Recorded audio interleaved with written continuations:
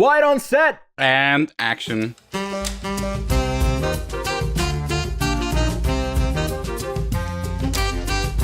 Welcome back to the Quiet on Set podcast. I'm Ewan Graf and I'm joined by Kevin Taelemans. And today we'll be talking about the 10 times Oscar nominated movie Hamnet.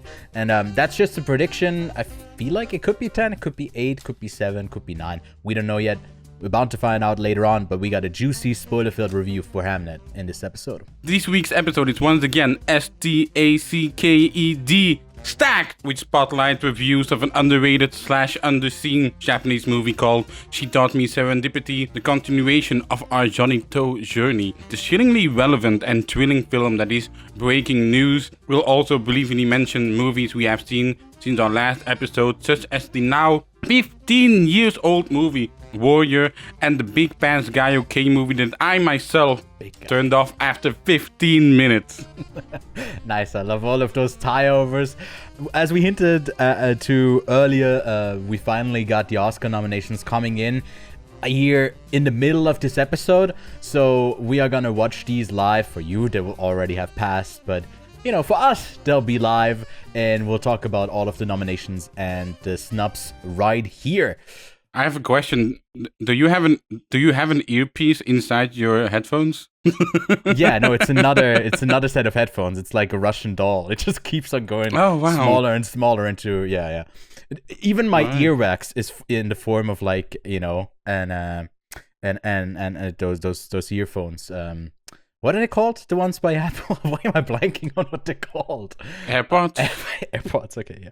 AirPods. Did you know that, like, if the AirPods were listed as a separate company, and, you know, we got some news to talk about, and honestly, I was like, this episode is so stacked, I'm just not looking at any of the film news, and then you have a couple of things that you wanted to talk about, so let's hear it. Well, news related, I only have one, and it isn't a full confirmation yet, really. It's only something I've seen appeared from. Apparently, Dune Part 3 locks all IMAX screens against Avengers Doomsday. They are holding on to that release, both of them. You even have Robert Downey Jr. doing a Q&A with Timothée Chalamet, and even him addressing, we already coined the name for it, Doomsday. So it seems likely that both Warner Brothers and Disney is holding on to that release date. Apparently, Dune has a 3-week exclusive window in those IMAX screens, which makes sense because Dune is actually filmed with IMAX cameras. So it makes sense that that movie gets a priority, even though Disney has done some bullying in the past, famously with Tarantino, right? With Star Wars Force Awakens. Yeah. He says, like, they came over and fucked me, like that very famous video. The reason why I say it's not a full confirmation yet is because in their investment thing or whatever, they do have Dune and Avengers Doomsday next to each other of like, hey, this is what comes out in 2026, so that's why I'm not fully throwing it in the world, I guess, but that's what I've been reading on Twitter, etc. Does it surprise you? To me, it is kind of surprising that they're like, I don't. We discussed this as well. We don't see a huge benefit of, because these two movies have an overlapping audience, to capitalize on, you know, this like event thing of releasing it around the same time. Now, I don't know. I don't know what to do here, because, like, you know, if you move off, you have to move the movie into the next year to like a March release at the earliest, or like April. Some of these Avengers films, right, have taken that like April release date or May release date. So for me, this kind of signifies that, like, it seems like they are both releasing on the same date. If there were one moving, it would probably be Avengers, because I feel like Dune and Warner Brothers is more secured in that release than the fragility of the MCU at the moment. And, you know, if there being one thing, it's bringing back every single fucking character that, you know, has concluded their story, then it feels like Disney is being a bit more reactionary with how they're treating this franchise. I'm very curious. I feel like Avengers just needs big theaters, so it could also be the big Dolby theaters, and because Dune is shot on really only IMAX no, is it only shot on IMAX cameras? That's not the full movie, right? Or is it? The full movie is Odyssey.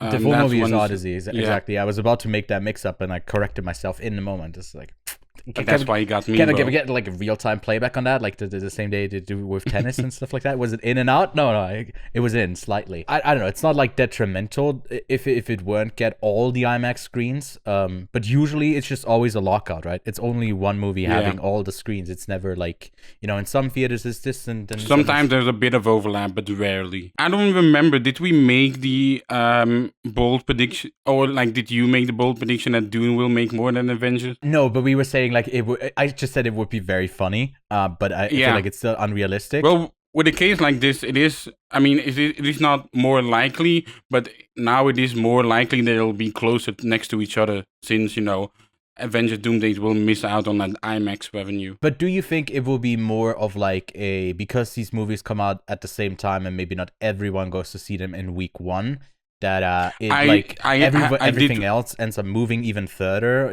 I was thinking that exact thing because it's the Christmas vacation, and with Marty Supreme, with hell, even Avatar: Fire and Ash, if you see how they had legs, I can see one of them or both of them having legs in the holidays, in the vacation.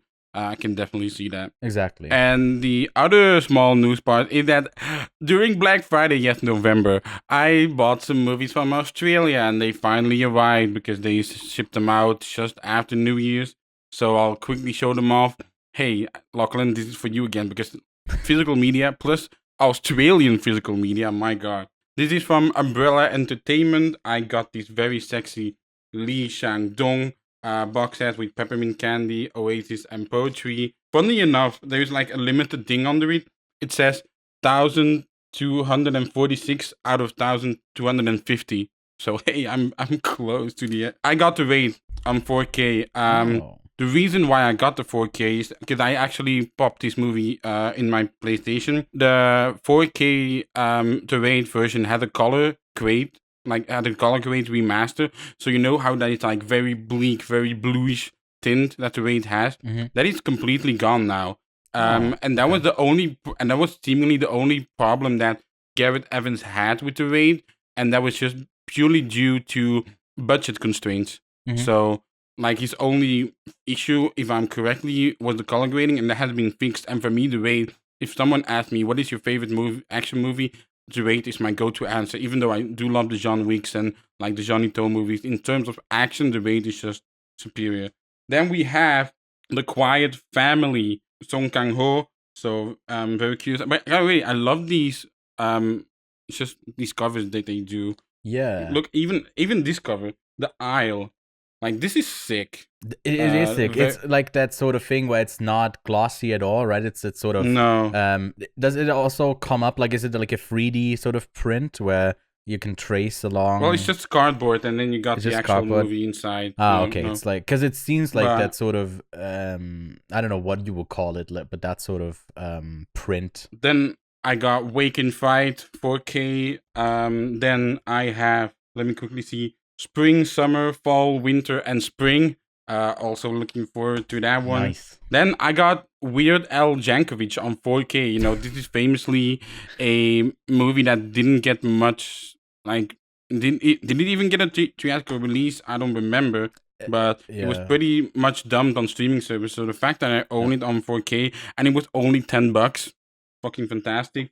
Then I got Monkey, the complete series. I looked it up. And what is that? I don't know, but I can tell you the back of it. Monkey took the country by storm when it was first screened on the ABC in 1981. Children around the country were kung fu fighting in the playgrounds and floating around on their pinky fluffy flouts. The ABC screened 39 of the original 52 episodes, and Fabulous Films found and dubbed the last 13 episodes with original cast in 2004. Now all 52 episodes have been now restored, and they are now presented in this all-new high-definition 10-disc Blu-ray collection. So I'm looking forward to this, because I didn't really hear anything about it. Mm-hmm. And again, it was Black Friday. It was with a deal, buy one get one free. Hey, these box sets are now $30, which is in Australian dollars, which is very cheap. So those are the movies that I bought. I'm most looking forward to Lee Shang-dong. By the way, can I just say, everything just fell over. This guy is massive name on the side. It takes up all of it. It would be funny if, like, in very like small letters, it says all of the movies, but it's like, you know, how they advertise certain movies. Normally it does, but this is just like, hey, this is this guy. This is the box set of it. Yeah, I mean, it's similar with the box set that I have.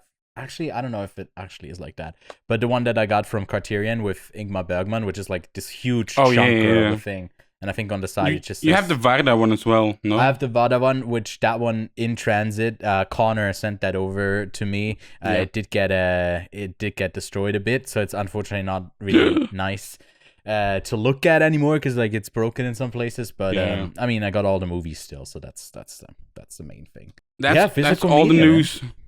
Physical media. Again, when affordable, this is Australia, so this is region B. So it is the same region as in Europe. It is not the same case as ordering Blu-rays from the US, which now I wouldn't even do with all the goddamn tariffs and all that. The prices have gone up. But love physical media. Shout out. Well, we're gonna talk about this adaptation in like literally right now. Physical book, and it's really funny. Yeah, I got a physical book, but I also listened to the audiobook. We'll talk about that in a second. I just noticed because I took off so I wouldn't dox myself. I took off like the price thing because it said my name and like not my address, but like and I took it off and it was like it's like double the price. Like this is like £11, but like in Swiss francs it was like 23 or something like that. So I was like, oh damn, okay, there's a reason why they cover it up. But like it was from I always buy from the same local, like from the actual town I live in, from the same place. I never buy from a chain or anything because I like. And you hope Julie LP shows up one day in that bookstore. I low-key kind of do. No, what I've been doing recently, this is not a like really quick tangent. Actually, it's just one sentence. But I've been ordering the books that get adaptations, and we already sold a couple of like books for Hamnet as that movie starts releasing this week. In the cinema? In the cinema, yeah. And we're not taking a cut from it. I'm just like basically selling the movies because like for me it's an extension of the sort of consumption of this sort of art, which I feel like Hamnet is perfectly encapsulating as a movie as well. But we've done it with La Petite Dernière as well, like the Little Sister. It was a German movie. We did it for a couple already, and it's like for The Stranger, the 11 movie that we saw in Venice. That one comes out at the end of the L'Étranger. That one from Camus will have lying around, and I like it. I like working in a cinema, man. It's pretty fun, especially one that gets to showcase the movies that we also spotlight every week. So hey, it's the importance of theater. It is. I mean, I don't want to dox myself, but I don't live in like the biggest city. I don't live in Zurich. So like to have that sort of access, it's crazy. That was a good segue. Theater. Oh, theater. Yeah. Well, I got my whole little intro thing. And so, let's talk about Hamnet. After winning an Oscar for Nomadland in 2021, director Chloe Zhao went on to direct an MCU film called Eternals and has returned to the big screen with that sort of small screen in Hamnet, an adaptation of Maggie O'Farrell's novel of the same name, which released back in 2020. This is a historical fiction novel that centers around Agnes, played wonderfully by Jessie Buckley. In real life, William Shakespeare was married to Anne Hathaway. No, not that Anne Hathaway, but she the same name, I guess. And they did indeed, spoiler alert, also lose their child named Hamnet. And on the tagline on Letterboxd, it reads, "Keep your heart open," a line uttered by Agnes's brother, Baloful May or something like that. It's just worse than the Asian names are like, that we usually sometimes pronounce. No, that was dreadful. That was dreadful. Wait, can you give me your best of Bartholomew? Bart. It was better than yours. Bart. It's Bart. Bart. He's played by Joe Alvin. And I think this movie, this film really captures what it's sort of going for, to the thing of like keep your heart open. Like especially right now, it feels very important to sort of remind yourself of that, to have something that sort of represents a collective healing through art. Through art with your heart, was something that really touched me in the 2 times that I watched this film. Like I was already flashing around, I did read the book. I didn't only read the book. I also listened to the audiobook. That there's a version available that Jessie Buckley also very beautifully narrates and In the brings a original lot of accent, does when Jessie Buckley narrates, does she do her thick accent as well? Yeah. I mean, it's been like a month or two, a month and a half since I listened to it, but it was just like very distinctly Jessie Buckley. But she, the way that she reads the characters, is like, it's a very well made audiobook, and I don't listen to a ton of them, so I don't really have a great comparison to it, but I think it was excellent. Like, hot take, I might even prefer, the book over the film, but we can get into that a bit more later on. But well, it's set during a very specific time, because to me at least, I thought this book was more fiction than like actual historical fiction. Like, I thought that like she was taking a few things that would lead to the sort of adaptation of, or like the creation of Hamlet, and it's more in the vein of what we sort of expect these stories to be, because we get a lot of like these novel adaptations that are just like completely fan fiction. There's some smut in there, and like this is obviously like very far from that. There's nothing like that in this, but it was very interesting to like, because you asked me about the differences with the book here, and what sort of this adds, and sort of every book adds, is a lot of interiority to your character, where we get to just hear her thoughts way more, that I feel like are beautifully, sort of captured by Jessie Buckley. But there's a limitation on what you can do before a movie sort of feels like it's just like over narrating and laying out the thoughts of a character too much, when that's literally how you communicate them in a book. And I think it really adds to like that final moment, which doesn't feel as grand in this book, obviously, as it does like with all the music and the visual cues and the performances and all. But there's something that like, I think there's a slight disconnect, and we can talk about that a bit more once we talk about that specific moment. But that's more than enough introduction on my end. I praised the film before. Kevin, now that you had time to catch up with it, as it finally releases locally in Switzerland and in Belgium and just worldwide, yeah, what did you think of Hamnet? You have to know this movie. I don't know where it debuted. Was it in Toronto? No, Telluride. Mm-hmm. Right. And since then, that's what, 4.5 months of just pure anticipation, build up, and it's always the same case. I prefer where we are in Venice and you are seeing a movie without any of the noise for the first time. Yeah, that's the way I prefer it. With Hamnet, that wasn't the case. And the allegory that I will make with Hamnet is that, when you go to a concert of a famous band, usually older, so they won't play as long, maybe a 90-minute set.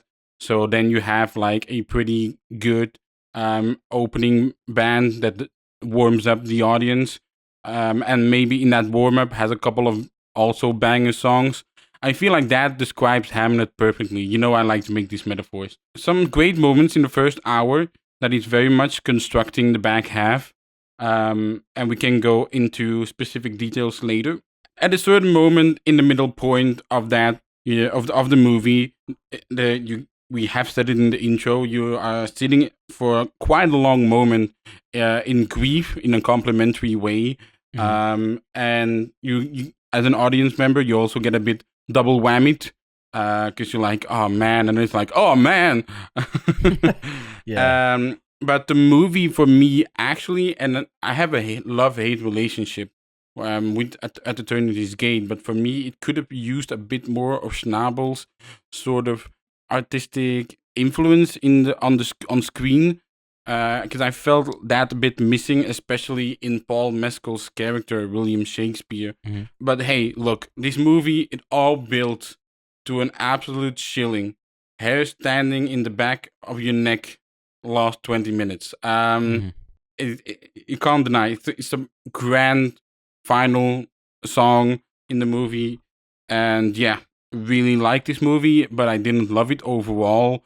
And I guess now we can go into the faults of why, perhaps.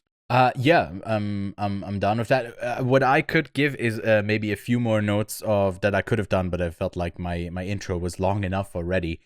maybe. I mean, yeah, I just watched the movie last night. You have sat with this material for months, so you're way better prepared than me. Yeah, and I did have a chance to like watch it again, and sort of I read through a few of the pages here again. I was like this close to picking out like quotes and like reading you from the literal book, but maybe that's too. Can I ask? Do you note in your book? If you read, I usually do, but because I was listening to the audiobook, just reading alongside it, it's like really not as used as my usual. Like usually, I break the back here like way more like this, and it's it's like barely. You can see it a little bit. I have read it. I didn't just read the spark notes. Okay? I didn't just Google it and read the fucking thing. He spent $23 on it. He reads it. And no, it could just be aesthetically. I'm just performative male. Yeah. I'm just a performative male waving my book around. But no, like.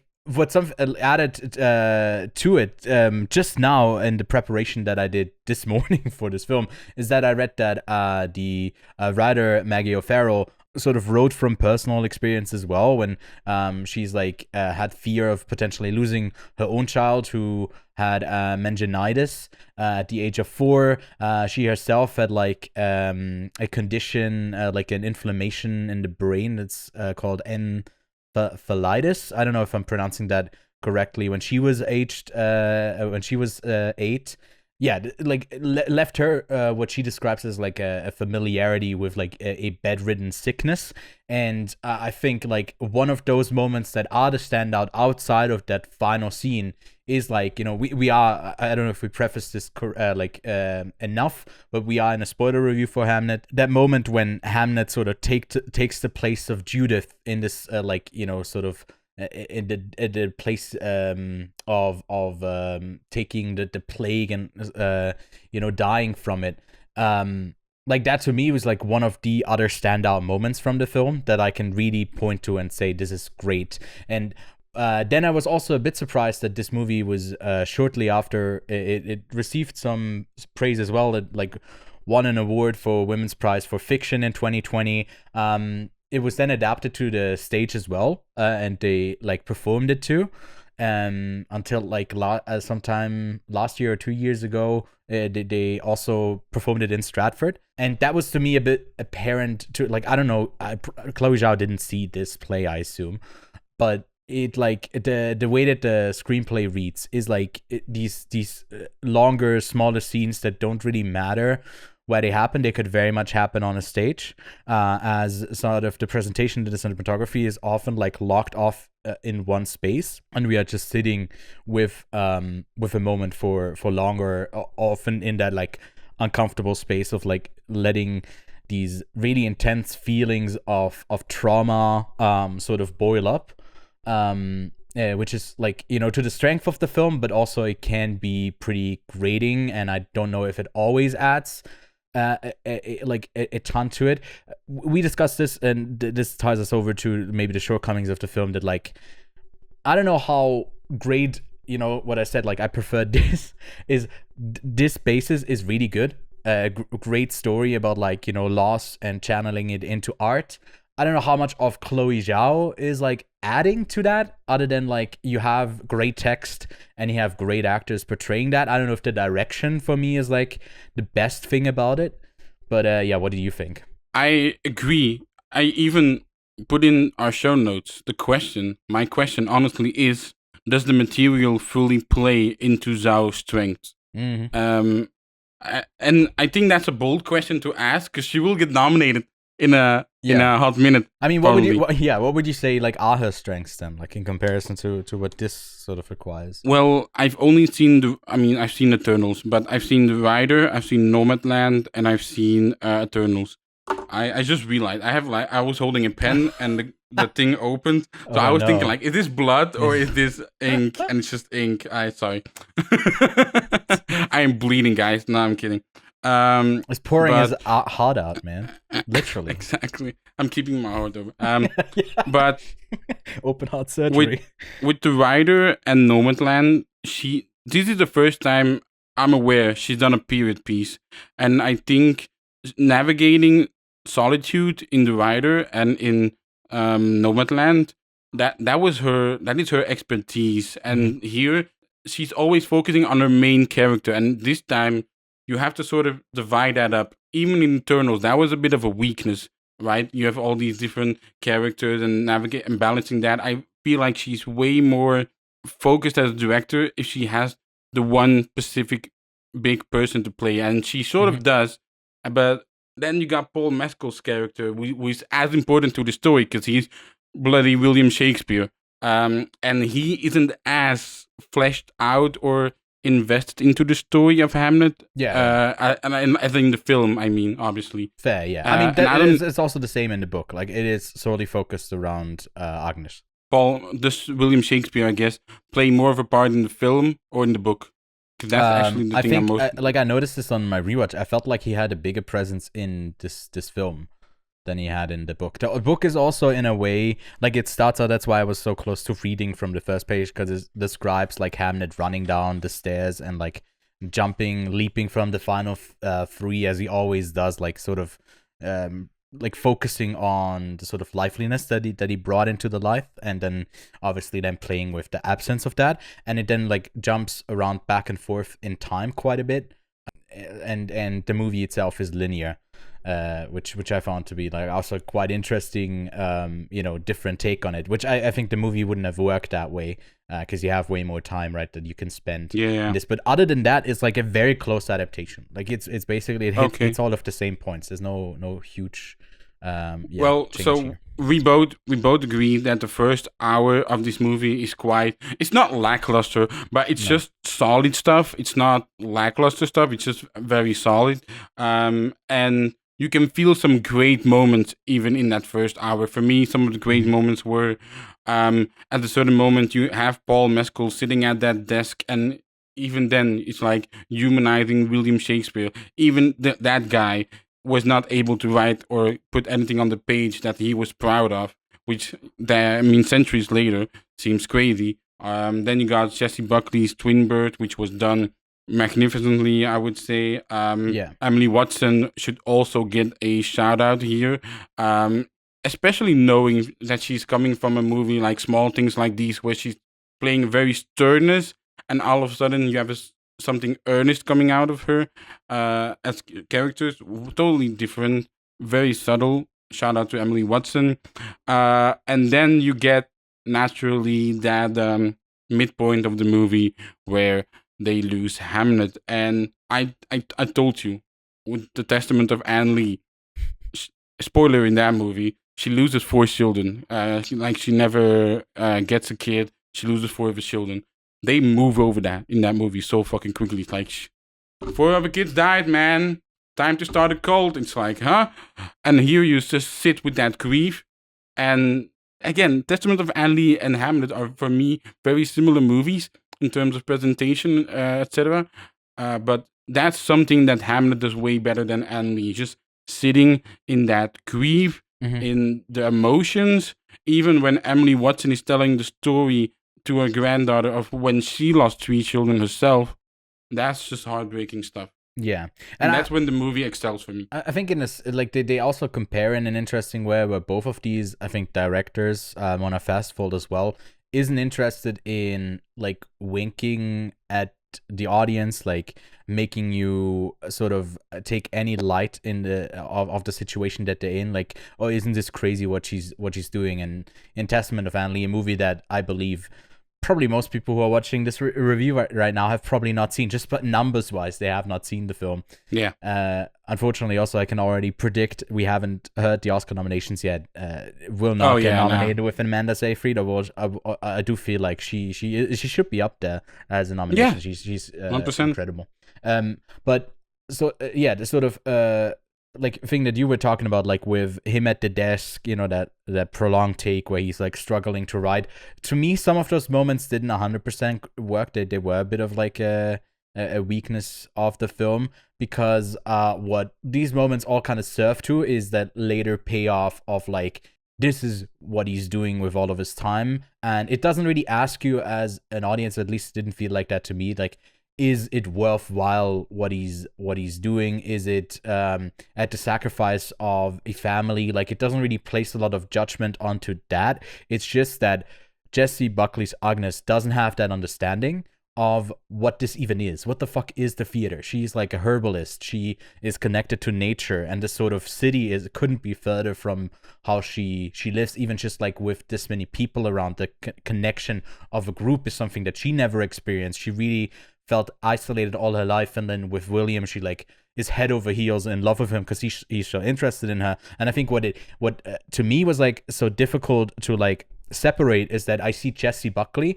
and I see someone who's such a well-rounded like person that I believe is like managing every situation right, and then I see like, no, this is actually not that sort of character. That character is like has assurance in the sort of nature that she believes in, that like that gives her knowledge, and like she has these visions of what she sees.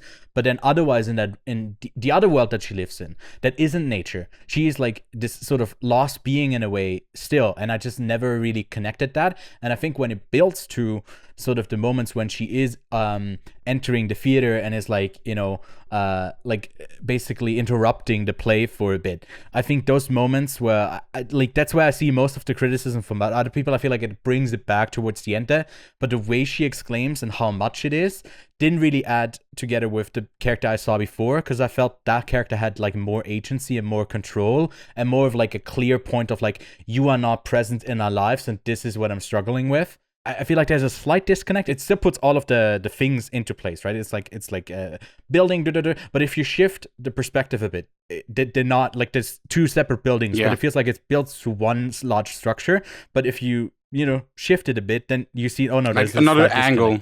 Another angle adds that, and then it's like, something is not 100% there. I felt that in the beginning as well, because they sort of come together very quickly. Yeah, since quickly. So quickly. It's crazy. And they it's kiss like the first time they see each other.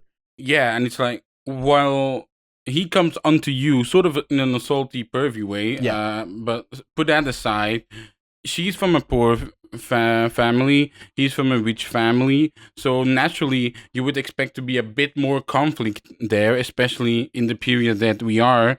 But that sort of just happened very quickly. The mother got a bit angry. The father said to her brother, you know what? Let's just do it, innit? And then they are together. That is one of my favorite lines of the whole year is like, the child in her, did you put it there? And he goes, yes, I did. And he has like this snarky little smile. So funny. But that disconnect is indeed there. And honestly, we can phrase it as much as we want. When you're writing a paper and you have to do your obligatory referencing to the others, she's basically just constructing very solidly a base for the back half of the movie to follow on. And there's nothing wrong with that, but it's just, for me, then you are short of being a great movie if you don't have me invested all the way until the midpoint.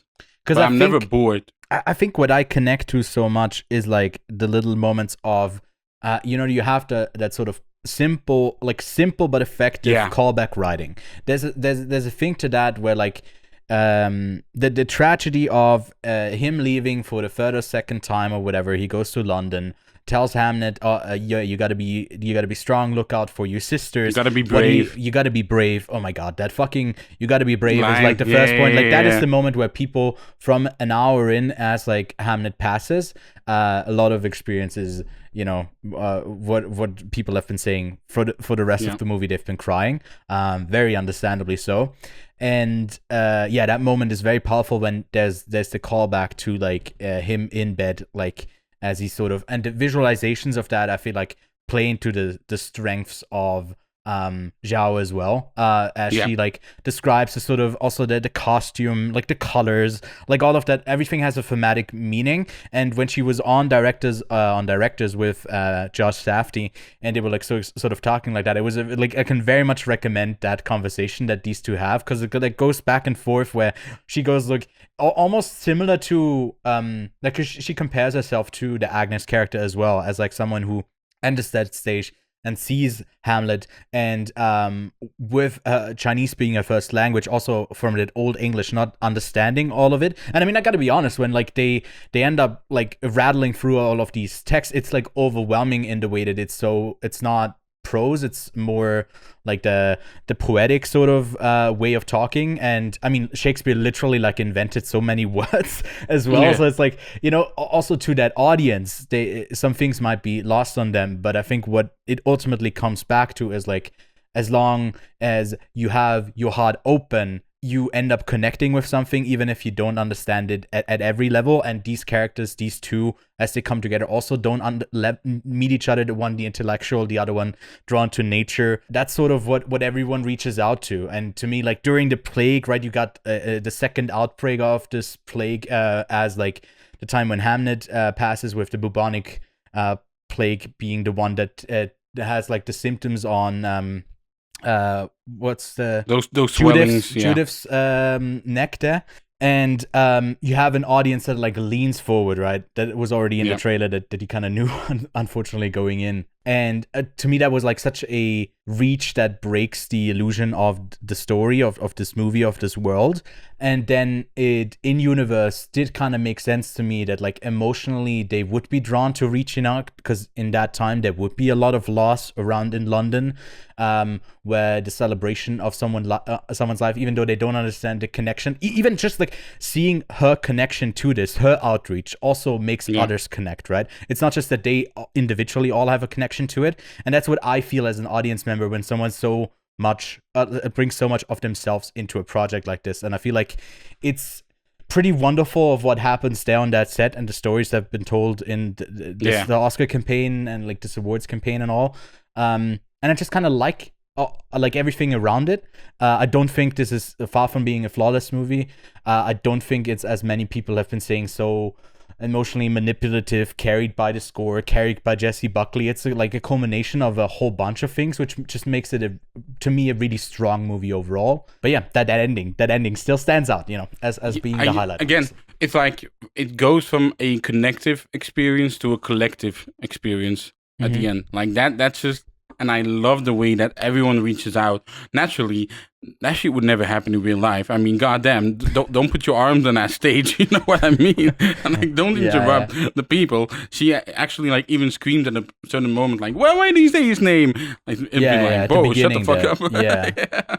And she's being shushed at the start quite a bit too. The reference where I was making at Eternity's Gate, that was what I wanted with Paul Mescal's character. At a certain point, Noah Jupe is like, trying his lines out on his opponent, and you got sort of Paul Mescal walking back and forth. And his misunderstood artistry, because people are like, oh, what is this dialogue? He's actively struggling with it, which nowadays, people still struggle with it, but in a different way of like finding their own way to do it that hadn't been done before. Yeah. At that point, it hadn't been done before. So that's also my only slight little qualm with the movie. I do have a qualm right around there, right when he connects it and he ends it. I think that's a strong moment. It shows his intensity to the thing. Well, we haven't been like, that's around 90 minutes into the movie the first time we are in London, and then we get that scene. We get him on like next to the water, which to me is a scene that I feel like should be completely cut.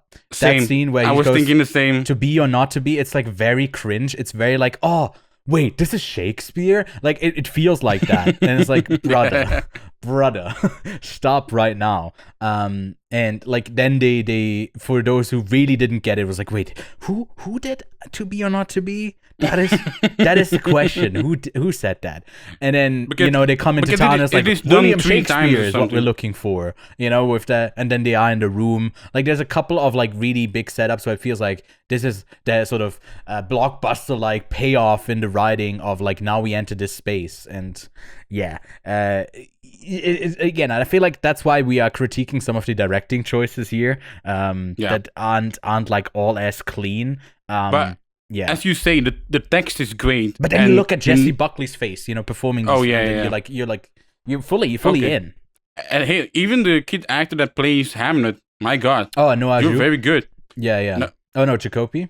Yeah, no, Sorry. Jude plays. No, it's no, quite the older one. now. Yeah. No, they're brothers. They're brothers. Sorry, I mixed them up. But Jacoby is he's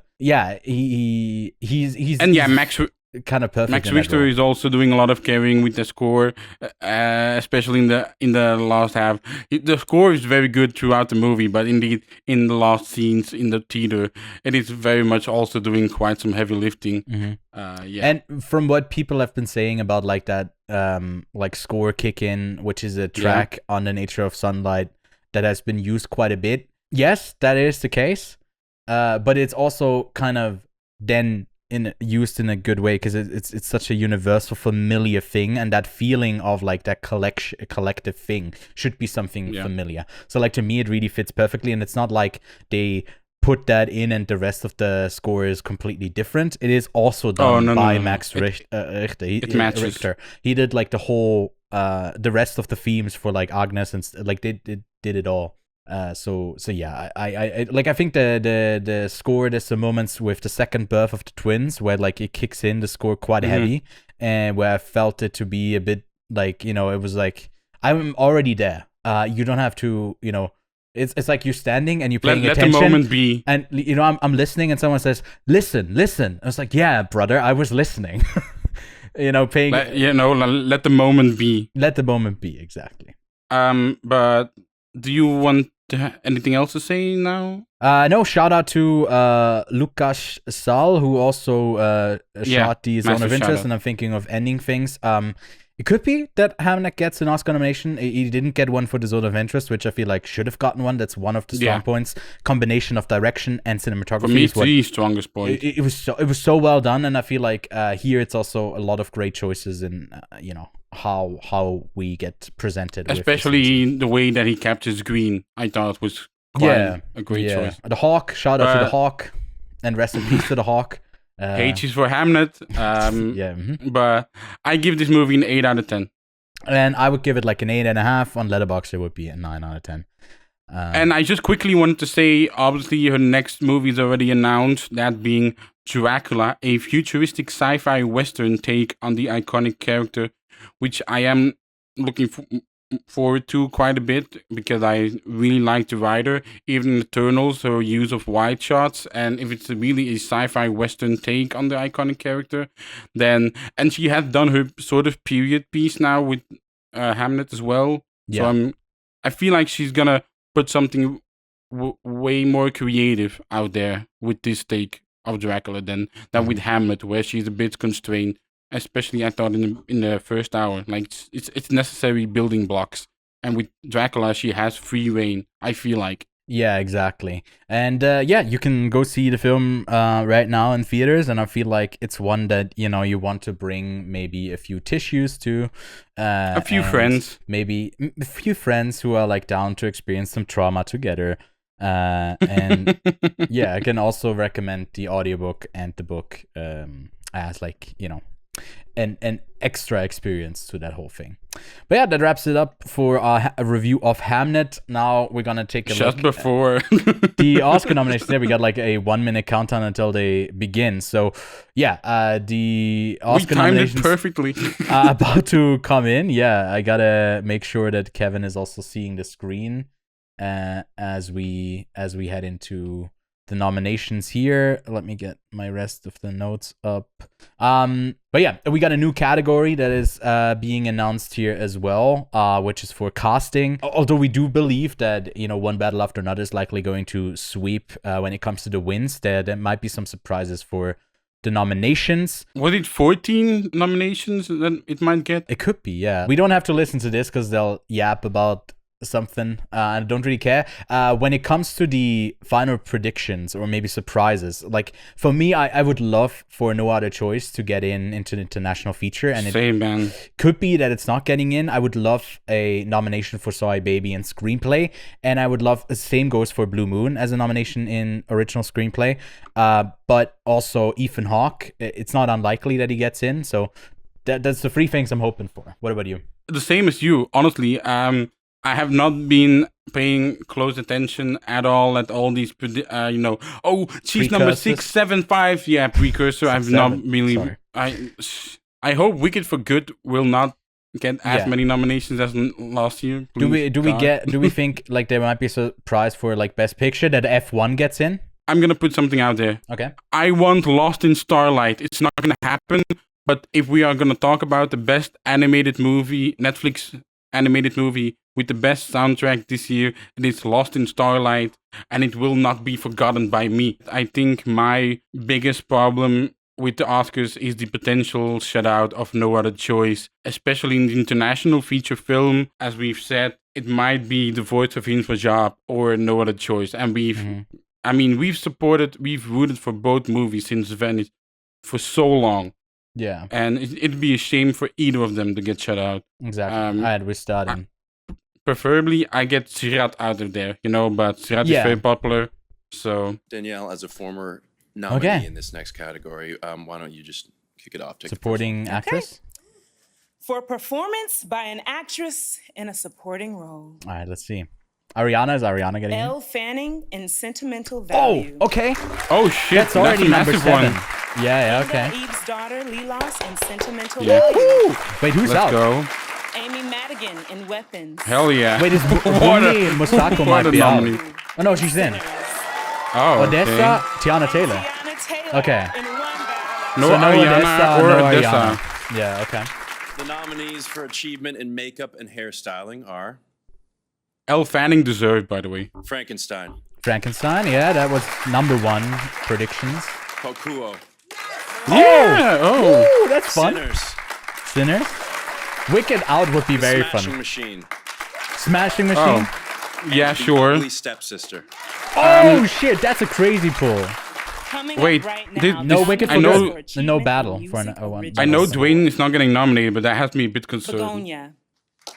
Begonia? The Okay, makeup that is- was a bit lower. Frankenstein? Oh yeah, Frankenstein. Hamnet, Sinners, no, One Battle After One Another Sinner. Battle After Another. And Sinners. No Sinners. no Marty. That's crazy. No Marty Supreme? I haven't seen Marty And now, Supreme, so I here are the couldn't. nominees for best live-action short film. Alright. Haven't Butcher's seen any of Stain, Yeah, same. I acknowledge their importance to the industry. I just Jane they're Austen's period rarely drama, accessible, and The Yeah. Singers. They and only pop Two up on our People radar when they get Exchanging nominated. Saliva. Exactly, yeah. I mean, What a I'll watch title. these now that they are Best nominated if I animated can. short film, the I've seen nominees all of are these though. Oh yeah. Butterfly, Butterfly, that was the one that was expected as well. Forever Green, Which one is the Girl best? Who Cried Pearls, Snowman, Retirement Plan, which is getting and nominated. The Three Wait, Sisters. The Three Sisters was literally the worst one. There are two award That's a categories moment. honoring That's writing. a The first bio clip. for adapted screenplay. The nominees are Oh, Screenplay. shit. Begonia, screenplay by Will Tracy. Okay. Frankenstein, written for the screen by Oh Guillermo man, del I Toro. feel No like other a train choice. dream It's shut not out. getting, but no other Hamnet, choice. screenplay by Hamnet, Chloe Zhao and One Matthew Battle I feel like One Battle After shit. Another. One Battle After Another, written by Train Paul dreams Thomas getting shut Anderson. out. Yeah, no other choices out. And Train Dreams, Train Dreams. screenplay Oh. by Clint Bentley and It's Greg literally the Guido. top 5 that was predicted. No And surprises. for original screenplay, the nominees are Blue Moon, Yes! written by Robert Oh my yo, God. massive. It was just That was an massive. accident, written by It was just an Jafar accident? Panahi. Okay. Hey yo, 5 out of Script 5 collaborators bangers. Nadir Wait, what? Saihar, Shad Meher Rothstein, Mehdi Mahmoudian. Marty Supreme, written by Ronald Bronstein. Is it a 5 out of 5? Sentimental Value and Sinners? Sentimental Value, Yeah. written by And Eskil Fucht, And Sinners. Joachim Trier. And Sinners, So written no by Sorry Ryan Baby. Right. No and secret agent. No Secret Agent, yeah. Happy about Blue Moon. Wow. though. Blue Moon, though, let's First go. Award, you take this. Does this Thank bode you. well for Ethan Hawke? I'm I just think it saying. does. I think Here it are does. the nominees for performance by an actor in a supporting role. Benicio del Toro in One Battle After Another. Give me a couple Wait, of beers right is that- now, man. Elordi Oh. in Frankenstein. Okay, it was Jacob Elordi. Delroy Lindo. Delroy gets in. Sean No Penn Paul in Mescal? One Battle After Another. No Paul Mescal. Sean Penn? And Stellan Skarsgård in No, Sentimental Value. Paul Mescal. Yeah, I'm actually totally okay with that. Oh my God, that was so exciting. Okay. It's time for our halftime break. Congratulations to Oh, the first nice. All right, round halftime Oscar break. nominee. Yeah, so big surprise here was Paul Mescal not getting in. They had it on Awards Expert. They had it at 93%. Like this sort of category was so like they were so sure that this would be the top 5, Yeah. and I think people were riding off that Delroy Lindo is like he when he got snubbed for the Five Bloods, that would happen again. Oh yeah, that makes sense because that snub for the Five Bloods is insane. Like that's one of the biggest snubs of all time for me. So What about deserved. makeup though, man? That there was some surprises because people were saying, "Oh, no shot, The Ugly Stepsister," because it's a horror movie. But again, you have to remember It's a good movie, it's and the branches in the technical ones. It's the branches specifically voting. Right? well, it's also Wicked for And- Good not getting this. Like we can be sure that it won't get Best Picture, and it Thank will God. pretty Thank much God. get nothing other than maybe song for Girl in a Bubble, and maybe production design, but probably not. Like it won't get like the big. Costumes have been Oh announced, yeah, actually. costumes maybe as well. Yeah, Yeah. that's right. But yeah, other than that, we are hopeful that Blue Moon. Elle will walk Fanning away getting with in it. Elle Fanning is both massive sentimental news. value. Wait, this means sentimental value will get a ton of awards, a ton of nominations. Nominations, yeah. Yeah, no, it could end up going with. The biggest win It could will lose probably all of be Stellan, right? Stellan's guys going. It's the closest to actually winning. Yeah. Yeah. And I mean, in international feature, it's like, yeah, I feel like there is a hype for The Secret Agent to take that win. Or Sirat. Uh, Don't count out Sirat. not for the win. I feel like then it's likely. Oh, not for the win. Yeah. for the nomination. No, I feel like that's a lock. We got like it was just an accident. Sentimental Value and The Secret Agent as like the 3 locks for that category, and then there's 3 other movies, No Other Choice, The Voice of Indrajab, and Sirat, who could get Yeah. in. You have to tell me how much of a snub Odessa, Avion, and Ariana Grande are. Ariana Grande, she's solid, yeah. but Odessa? They also got nominated for the first one, and I think Ariana has the bigger part in 2 that is interesting, but it's like it's Wicked, man. It's not Wicked. It's not that good. I feel like looking back, I feel like this year is already so much better because we don't have like a Wicked that is in Best Picture and like in all of these categories in screenplay as well. Like in a couple of ridiculous categories that, in our opinion, shouldn't have been in. So yeah, And Odessa? Odessa is a bit of a snub because people were really excited for her to get in there, but like I'm also like not as high on Amy Madigan really needing to be in for Weapons. So like there's a couple of performances in supporting that I don't particularly care about. I only really care about like Wumney and then the 2 sentimental value actresses. So I mean, Odessa is really good in it. I don't know if it really already needs an Oscar nomination, but I think we're back. Now they're announcing everything, right? They're not doing another fucking break after this. I hope not, but they haven't done a lot yet. I mean, Score Score that was was what I was also, saying. yeah, Score is surprising. It's a bigger, like, more than Odessa. I feel like there was a bit more. It was either Begonia or Marty that gets in for Score. But I might have even taken out Frankenstein to put in Begonia and Marty Supreme. But there's only 5 slots. Applaud. And now here are the nominees for the first new Oscar category casting. in 25 casting. years. Good. Achievement in casting. Hamnet. Mm-hmm. What a surprise. Marty Supreme. Okay. What a surprise. No, it's One not. battle after another. Yeah, What a and the surprise. 2 S's. Secret Agent. Oh, what? Oh, Sinners. No sentimental value. a bit Next, odd. the nominees for Okay. achievement in costume design: Gosh. All right. Avatar, Fire and Ash, What? What? Frankenstein, Huh? What? That wasn't even Huh? on my short Hamnet. list. Marty Huh? Supreme, Wait, they're cutting out Wicked? and Sinners. That's funny. Here are the nominees. They for fucking Achievement hated that movie. Original song. Isn't it digital? She's Dear Me naked. From Diane Warren Relentless. Stop it. Oh my god. Diane Warren. I Lied to You from Sinners. Hell yeah. The best one of them all. Sweet Dreams of Joy from Viva Verity. Wait, Girl in the Bubble is also out? And Train Dreams from Train Dreams. Wow. Fucking hated Wicked. Wicked And gets now the shut nominees out. for Best Documentary Feature Film. Oh, this is a big one. Jesus. The Alabama Actually, we are Solution. interested in this one. Yes, this one's great. I just watched that. So more on that See and Me later in the Good episode. Light. Okay, that was lower on the list. Okay. I haven't Cutting caught up Through with it. Rocks. I haven't seen that yet. Oh, Mr. which one is? Nobody Oh, Against no cover Prue. up. No cover up. No. And The Perfect Neighbor. Wait, I gotta pause. No 2000 Years to Andrivka is crazy. And Oh, no wow. cover up, yeah, but Nah, it's not crazy. I was expecting a big documentary snub. They do it every Coming year. They do it, up right yeah. now, It's not a the surprise nominees at this for point. Best documentary short film. They Oh, are I don't know any of these. All the Empty Rooms. Whoa. Once again, no cover up or 2000 meters is crazy. that is crazy. Children No More. Were For a second, I and was Are like, wait, the Gone. Perfect Neighbor is getting The snubbed? Devil is Busy. That would make no sense. I mean, Perfect Neighbor's gonna win, I think. Strangers. At that Yeah. point.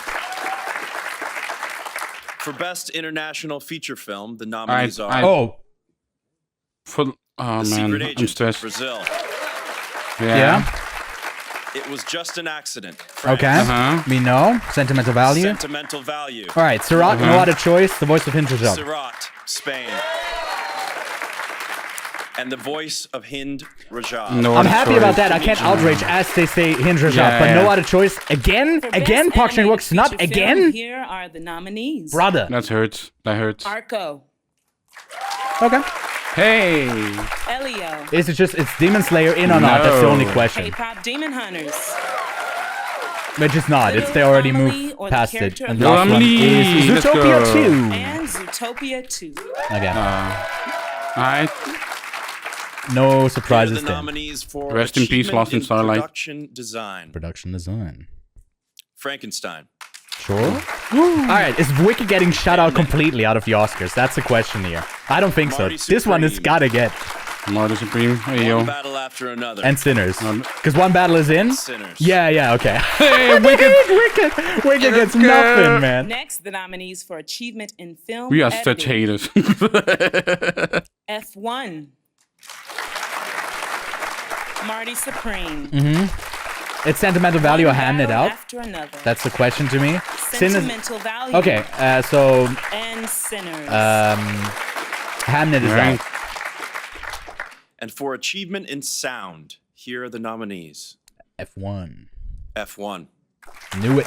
I mean, deserved though. Yeah. The sound in F1 is crazy. Frankenstein. Oh, no Avatar, by the way.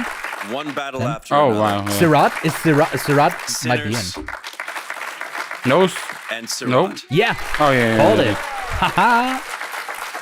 No Okay. For Avatar. Achievement in Or Visual Mission Effects, Impossible. The nominees are Avatar. And Avatar, Fire and Ash. This is your winner. let's be honest, yeah. F1. Okay, Wicked. This is the final chance that Wicked has. Jurassic World Oh, yeah. Rebirth. Uh-huh. Okay, never mind. It's The out. Lost Bus. Because the Lost Bus is... Yeah. And Wait. Sinners. This is weird. Nah, this Wicked is gets weird. nothing. No, the Last Bus was actually Here crazy. are the nominees for Achievement Cinematography? in Cinematography. Okay. I know the categories before they read Okay. out. Frankenstein. Yeah. Deserved. Marty Supreme. Oh, no Hamnet.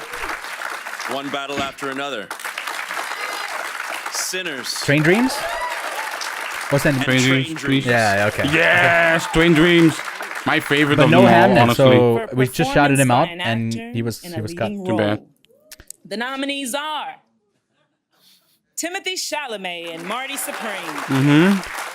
It is Leonardo DiCaprio in One Battle After Oh, Another. DiCaprio, yeah. just Jesse Ethan Plemons Hawke in Yes! Blue Moon. Yes! Let's Michael go. B. Jordan in Sinner. and Wagner Moura. Let's go. And Wagner Moura in Okay. The Sin. Let's go. So yeah, Yeah. no Jesse Honestly, Plemons. perfect 5. Perfect 5. Performance by an actress in a leading role. The nominees are Woo! Jessie Buckley in Hamnet. I really hope no Kate Hudson. 'Cause Rose Byrne. Me in too, If man. Had I would Legs. love Yeah, Rose Amanda Byrne. upset. Honestly, Or my winner. imagine Kate Cynthia gets in Hudson here. In Song No. Sung Blue. Fuck's sake. Fuck's sake. I hate my life. Renata Reinsva in Sentimental Value. Yeah. So Emma And Emma Stone. Stone in Yeah, Begonia. no Chase Infinity, which to me is fine. I would much rather see Amanda Seyfried. For achievement Yeah, in I was about to directing, say that. The nominees are Chloe Zhao, Hamnet. Yeah, Uh-huh. expected. Josh Safdie. Do we Marty get Jafar Supreme. Panahi in here? That's the question, really. Paul Thomas Anderson, One Battle After Another. Or maybe even Guillermo del Toro. No, Joaquin he's already out. Trier, Sentimental Value. And Ryan Coogler. Yeah, no Jafar Panahi. Nah. This is just the top 5. That sucks. And for our final category, Best Picture. let's read them together. I think you got If it. Wicked gets in, no, I'm kidding. Okay. Please. The 10 films nominated for Best Picture are Begonia, Ed Guiney. So no and Avatar, Had straight a up. later- yeah. Right, cool. Had Emma a Stone and Lars Knudsen, Rise later on. producers. Again, we don't like Begonia. I mean, Oh my god! I think it's mid. Gardner, Oh, wow. Jeremy Kleiner, Wait, Joseph Again, it was just an there accident. needs It's to not be in one Best big Picture. movie. It was just an accident. It's not in Best Picture. Frankenstein, Guillermo del Toro, J. It's not Miles in. Dale, and Scott Stuber, producers. That's crazy. Hamnet, Liza Marshall, Pippa Harris, Nicholas Gonda. I The rest love is how going to be they use expensive. that scene for every promotional thing, man. Marty Supreme, Yeah. Eli Bush. The rest is going to be no Ronald Braunstein, surprises. It's just Josh it was just an Safdie, accident out in F1 Anthony in. Tutagas, But Train Dreams will be in. Tutagas, and Timothy Chalamet. Secret producers. Agent will be in. One Battle After Another. Adam Yeah. Somner, Sarah Okay. What? Murphy, Paul Crazy. Thomas Anderson, producers. Can you announce it as the winner already as well? Secret Agent. Emily Leclos, producer. Only one Train Dreams, producer. though. You'll be Okay. happy about this. Sentimental Value. Maria Wait, Epperhoff, no Train Dreams? Andrea Oh, fuck. Berenson, Otmar, producers. Wait, what's in? Sinners. Zinzi Kugler. Well, you ruined my Sam day now with Kahanian, Train Dreams and not Ryan being in. Coogler, Ewan, thank you. Wait, what is in then? And Train Dreams. Oh, no, it Marissa is. Oh. They just did it weird. Why did it? Oh, never Oh, mind. it's with the. Excuse me, Oh, it was Jenna the Secret Whitman, Agents. Ashley Okay. Schlafer and Michael Heimler, producers. Yeah, Train Dreams. Let's go, dude. Congratulations to all of this year's nominees. I mean, I'm not surprised with F1.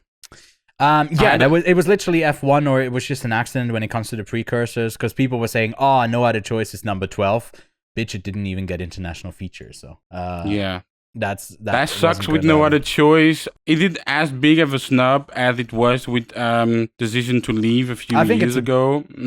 bigger snub. The Mm. thing is, Decision to Leave maybe Decision to Leave was a bigger snub because the international year wasn't that strong.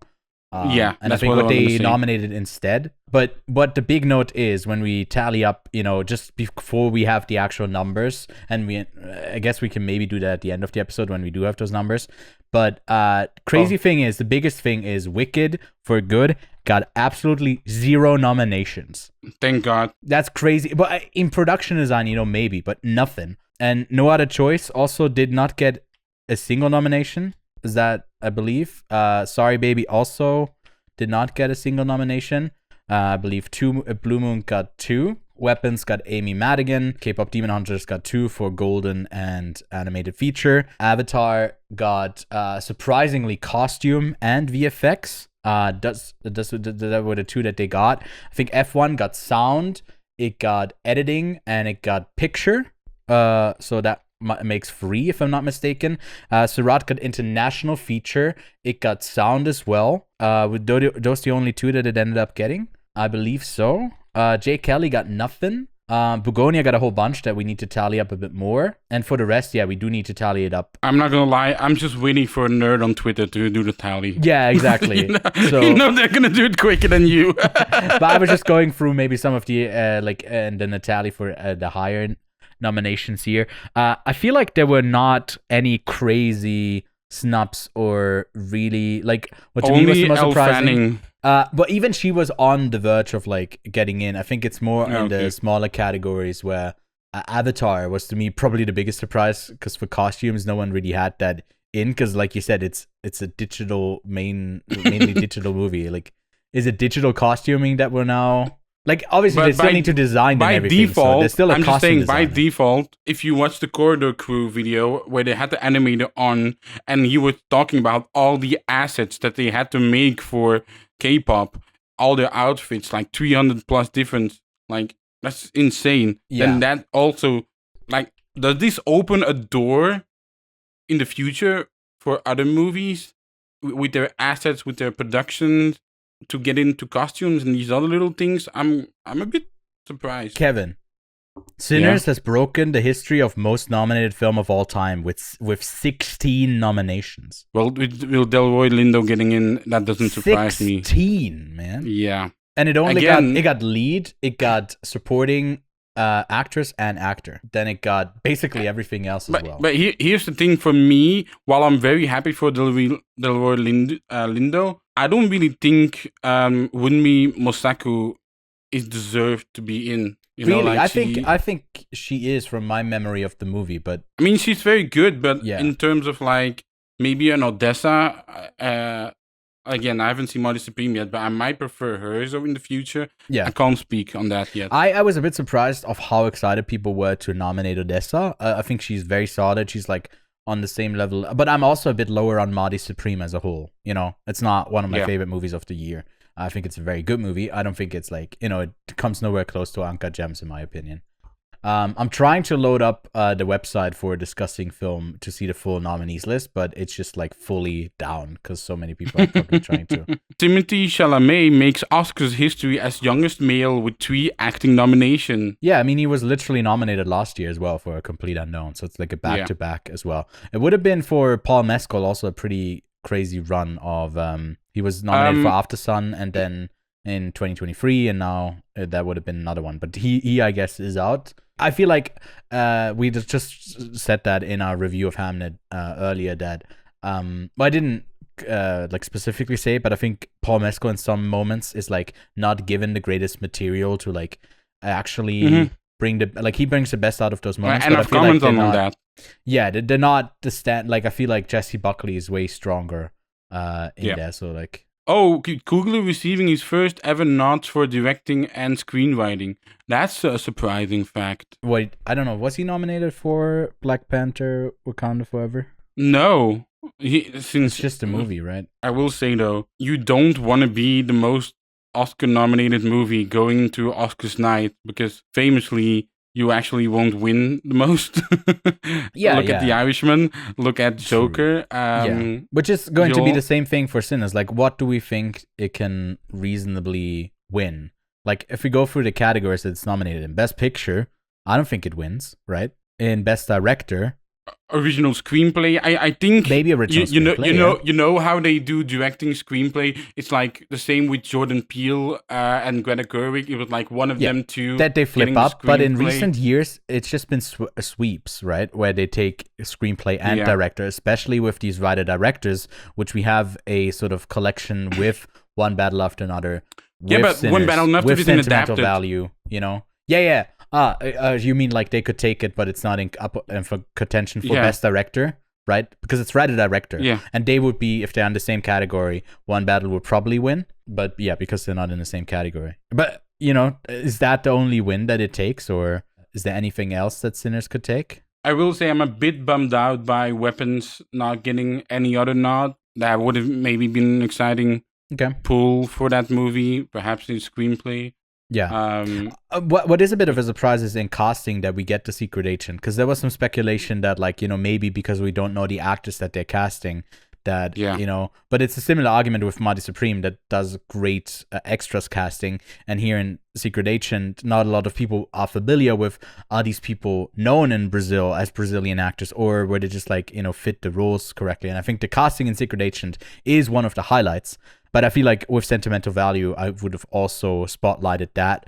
It's hard to cut anyone out because I feel like Secret Agent was great, and Sinners, One Battle After Another, Marty, and Hamnet all had great casting as well. So anyway, Sinners has 16 nominations. After that, One Battle After Another follows with 13 nominations. 3 films with 9 nominations: Frankenstein, Marty Supreme, and Sentimental Value. Hamnet got 8 nominees, so those are your big winners. I have the website in front of me. Actor in the leading role: Chalamet, DiCaprio, Hawke, Jordan, and Mora. My pick would be Ethan Hawke. Yeah, I'd go with Ethan Hawke here as well. By the way, we are thinking that should be the winner. We're not saying that's our prediction. Actor in a supporting role: Del Toro, Elordi, Lindo, Sean Penn, and Stellan Skarsgård. Stellan Skarsgård would be my pick. The same here as well. Yeah, I would also go with Stellan. But Jacob Elordi is a close second for me. Actors in a leading role: we got Jessie Buckley, Rose Byrne, Kate Hudson, Renate Reinsve, and Emma Stone. My pick would be... Say it Jessie with me. You first. Buckley. Rose Byrne. Rose Byrne. No, it wouldn't be Rose Byrne for me. Okay. Yeah. Actors in a supporting role: Elle Fanning, Inga Ipsdotter Lillaas, Amy Madigan, Winmi Mosaku, and Tiana Taylor. Your pick would be Inga. I go with Inga. Inga. I'll go Inga as well. To be fair, I could easily see Amy Madigan win in terms of like career win, but whatever. Probably Tiana Taylor will win, but anyway. Animated feature film, Arco, Elio, K-pop Demon Hunters, Little Amelio, the character of Rain, and Zootopia 2. Now, we've talked about this. This wouldn't be close to our top 5 at all. Yeah. But if I have to pick of these... This is what I would go with. Yeah. But I guess I go a Little Amelie, actually, pretty passionate. I haven't seen Arco yet, but in casting, we got Hamnet, Marty Supreme, One Battle After Another, The Secret Agent, and Sinners. And my pick here would probably be Marty Supreme. Yeah, just knowing kind of what goes on in the casting, that's the most exciting to me. I'll go Sinners. I think the casting in Sinners is overall well-rounded. There's an abundance of riches in the nominations here, I believe. Cinematography, we got Frankenstein, Marty Supreme, One Battle After Another, Sinners, and Train Dreams. And my pick, my winner would be Train Dreams. This is a hard one too. I'll join you with Train Dreams. I think that movie has a stunning cinematography. Costume design, Avatar. I can't say it. I can't say it. Avatar, Fire and Ash. Frankenstein. I mean, dude. What's the name? Like the fire lady. She got that thing on. I like it. We got Frankenstein, Hamnet, Marty Supreme, and Sinners. For costume design, I would probably go with Varang. Varang, yeah. You know when people say cultural impact Avatar had, I couldn't even remember her name, and people have been thirsting over her for weeks. Yeah. So yeah. Now I go with Sinners for costume design. I think it's also one that it could Let me win. go Frankenstein. Yeah. Let me go Frankenstein for costume. Mm-hmm. Directing, the big one. We got Hamnet, Marty Supreme, One Battle After Another, Sentimental Value, and Sinners. Now, I haven't seen Marty Supreme yet, so... Mm-hmm. Easily Joachim Trier for me here. It's my favorite movie of the year, so that's an easy one. I will go with... The thing is, I think my favorite directing might be Josh Safdie, and I haven't seen the movie yet. That's fine. I know. Doesn't make any sense. But I just have a hunch, you know. I have a hunch. Yeah. Film editing, F1, Marty Supreme, One Battle After Another, Sentimental Value, and Sinners. I honestly didn't really enjoy the editing in Sinners that much, if I'm being honest. I think to me this is between that was your biggest problem with it, yeah. Marty and Sentimental Value, but I'll stick with Sentimental Value. It's like, honestly, the editing is one of the things that makes that movie so great. I will go One Battle After Another because you're not picking editing. Marty Supreme's editing before you have even seen it? I might pick Marty, but I go One Battle After Another because I just love the editing of that final car chase. I know it's like, oh my god, you're picking one sequence, and that's the first thought I had as well also, when you said editing. The pacing of One Battle After Another is immaculate, and that is also due to the editing. So yeah, a 3-hour movie that doesn't feel 3 hours long as well. It's impressive. International feature film, The Secret Agent. It was just an accident. Norway. Wait, why am I saying Norway? Sentimental Value, Sirat, and The Voice of Hinder Job. I'm saying country name. For me here. I might go, it was just an accident. It's just over A Voice of Hinder Job. Fair. This is the most interesting one to like. I think when it comes to most nominations, I think Sentimental Value has the most out of this category. Voice of Hinder Job, this is the only one it got. Sirat got 2. And then it was just an accident. I think also only has 2. It doesn't get Best Picture. It also doesn't get Director. Think it also didn't get Screenplay.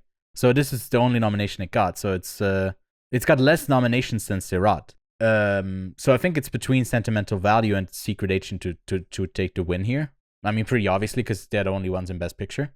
But do you think the Brazilians can ride it home to a Secret Agent win over Sentimental Value in this category? The thing is, right, I'm Still Here got it last year. Yeah, but that was off of the controversy of Emilia Perez. So. I don't know what the precedent is of countries winning back-to-back. That's my thing. Has it happened before? Maybe that's the thing. I don't know. Yeah. So if it has happened before, then I would pick the secret agent, but I don't know if it has happened before. So, Yeah. and I'm Still Here was so historic last year that I don't know. Perhaps they want to give it to another country. Mhm. I don't think rarely has a nation ever won back to back in Eurovision. You know, it's just I don't know. Yeah. Same thing in it. It's all book compared. I've never watched. I know there's a fascination with it. I've never watched Eurovision. Makeup and hairstyling: Frankenstein, Cockahoo, Sinners, The Smashing Machine, and The Ugly Stepsister. We were surprised with Cockahoo. And the Cockahoo. Ugly Stepsister that both of these got in, actually. And The Ugly Stepsister, yeah. Again, I think that's just international branching. That just shows how the Oscars have evolved over well, the it's not years. just international branching, it's also going across genres. Specific branch. Yeah, You know? also. I think out of these, I would pick The Ugly Stepsister because I feel like it has the most like usage of it. Would actually between Coco and The Ugly Stepsister that uses it the most. I like the makeup and hairstyling in Frankenstein too. I would go with Frankenstein. Yeah. I'll go, to be fun, I'll go with The Ugly Stepsister. Music, original score, Begonia, Frankenstein, Hamnet, One Battle After Another, and Sinners. I have to go Sinners. Yeah. I've rinsed one soundtrack of these 5, and it's Sinners. I've listened to the Sinner soundtrack the most as well, so. Original song. Hey, look, Diane look, fucking Diane Laura. is back with Dear Me. Well, the funny thing is, Golden. it's a documentary about her. I don't think she's written Yeah. the song, so it's not a nomination for her, I think. But I don't know. it's her name. We don't care. Her name on it, even more. We don't care because she won't win, and she'll still be the biggest loser in Oscar history. Well, no girl in the bubble here. It's crazy. Some random song, "Sweet Dreams of Joy" from Viva Verdi. That's crazy. I haven't even heard of that. I listened to all of the songs like a month ago when they were shortlisted, but I'm gonna obviously. go. I lied to you, Yeah. but I just want to shout out Train Dreams because I really like Train the Dreams is song of also Train great. Dreams as Yeah. well. And then Best Picture, Begonia, F1, Frankenstein, Hamnet, Marty Supreme, One Battle After Another, The Secret Agent, Sentimental Value, Sinners, and Train Dreams. I mean, for me, it's obvious. Sentimental Value. It's the one that I picked for my favorite film of the year. It's not the same for you. Your favorite film is not, Blue Moon is not in here. Actually, do you want to know what my favorite movie is, like, based on my ranking? I think it would be One Battle After Another, no? No, it would be Train Dreams. Train it Dreams would is my be Train highest Dreams. Yeah. on the top 25, so I have to go Right. Train Dreams. Yeah, because One Battle was like 6 or 17, and Train Dreams was like One Battle in After your Another top was 10. 16, Frankenstein was 14, No Other Choice was 11, but that didn't get in. Also, Left-Handed Girl, one shout out to that for international film. Yeah. Unfortunately, didn't make it in. I had Train Dreams. I even have Wake Up Dead Man above it, but that didn't get anything, which I've a bit of a shame, especially in screenwriting, since the last 2 Knives Out movies got nominated for Mhm. screenwriting. But oh well, Train Dreams my favorite Best Picture nominee. Then we have production design: Frankenstein, Hamlet, Marty Supreme, One Battle After Another, and Sinners. I have to go Frankenstein. Here, I would probably go with Marty Supreme. I think that production design in that movie is really a standout too. But yeah, strong category once again. I think this, is this the top Best Picture top 5? Maybe Sentimental Value Yeah. over Frankenstein, but Maybe. this is sort of not really, because like The Secret Agent might take that win. So when it comes to Best Picture, Frankenstein might be closer to, even though Guillermo del Toro didn't get the director nomination. Yeah, but I wasn't expecting that. Sound, F1, Frankenstein, One Battle After Another, Sinners, and Sirat. I will go F1. I will go with One Battle After Another for this one. And again, I've seen the making of F1, Yeah, and it's that sound, impressive, yeah. and it's impressive as hell to me. And it's not just cars go vroom vroom. Like, I'm not that type of guy. I really watched the making of and that, and the sound is amazing. Visual effects, Avatar: Fire and Ash. Next up, writing, adapted screenplay. We don't have to do visual effects, Ewan. Come on, man. I don't want to say I mean, Jurassic shout out World to the Rebirth, Last right? Bus. I think if you look at that VFX breakdown, it's crazy, but yeah, Avatar will take it. Writing, adapted screenplay, Begonia, Frankenstein, Hamlet, One Battle After Another, and Train Dreams. You were going? I mean, I've only read Hamnet. I think the book is better than the film.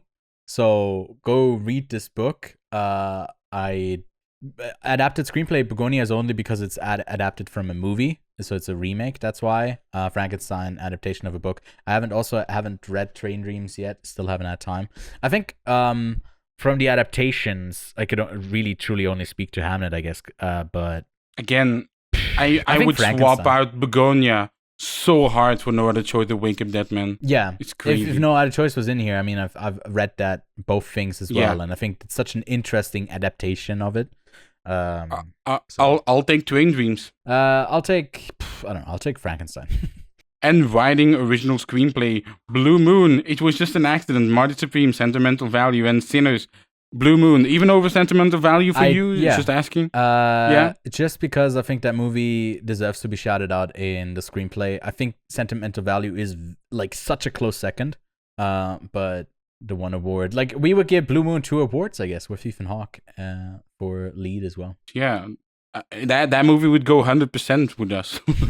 Yeah, I think that wraps it up for Oscar coverage until the beginning of March or middle of March when the actual ceremony will happen. We'll probably do predictions once again closer to that date with our final predictions of what will win. That's that, Kevin. That's that. That's that. Sinners 16, One Battle After Another 13, Frankenstein 9, Marty Supreme 9, Sentimental Value 9. I'm just saying no in Dutch and German.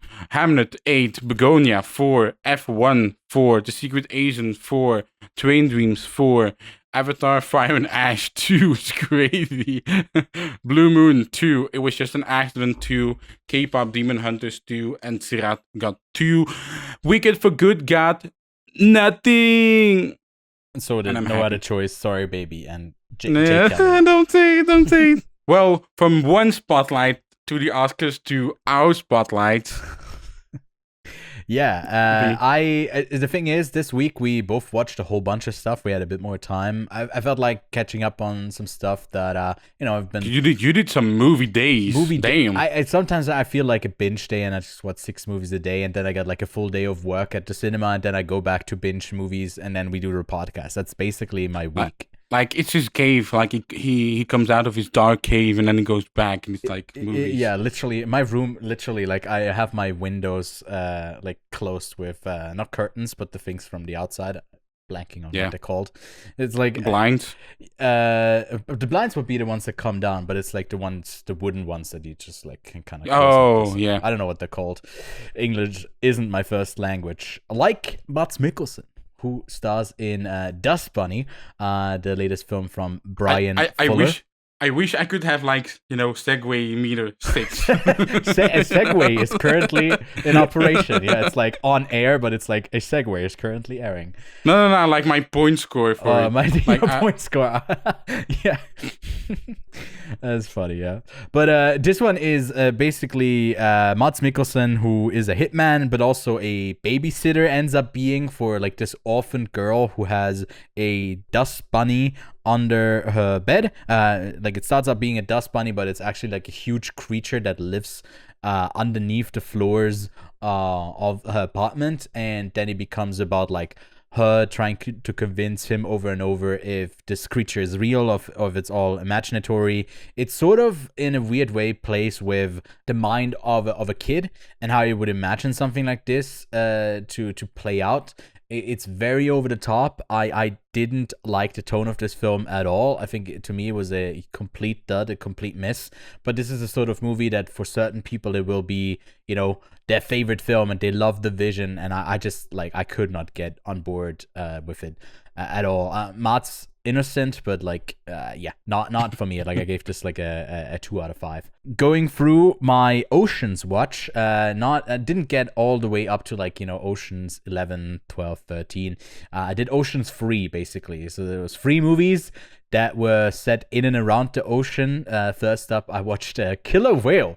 If you've been paying close attention to recent VOD releases, you might have noticed that there was a poster of a movie where a killer whale is going after someone who on a little island where it says help, and seems like she's being bit in her leg there. And that's a movie out on VOD with Virginia Gardner, who also starred in Fall. And this is is like the most like tax write-off movie I've seen in a long time. It's contending for the rest of the year for the worst movie of 2026, and it is no surprise to me that in the States this is distributed by Lionsgate. I don't know how they attract so much of this shit, but it is like some of the worst green screen. Like for a solid, like pretty early on, they stumble into like an aquarium, and then apparently like one of those killer whales, one of the whales is like orcas is going crazy because at one point a line in the movie is like there's never been a whale attack outside of captivity for these creatures, and then she has like a hesitation moment and looks around, scans the surroundings, says like it must think it's in captivity.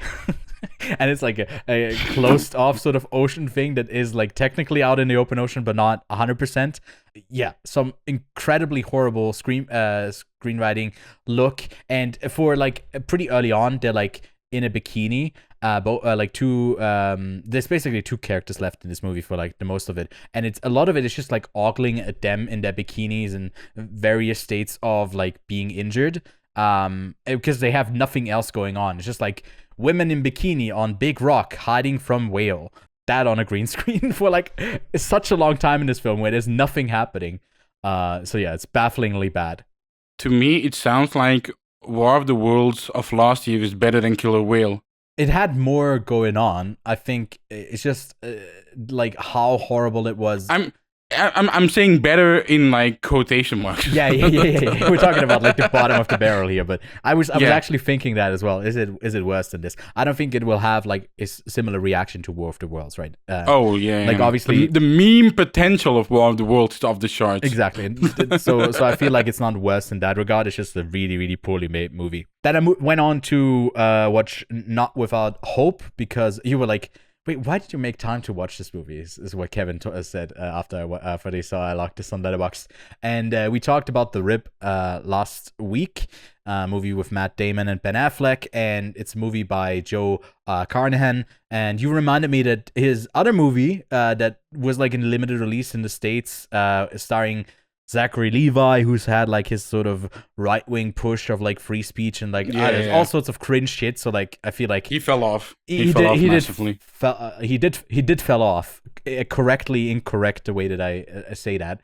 And this is a adaptation like based on a book that was written in 2010 written by the lone survivor of like this boating accident that took the lives of like two NFL players that happened in 2009. And it is then like based on the true events of them just like out on the boat and then the search mission to find them.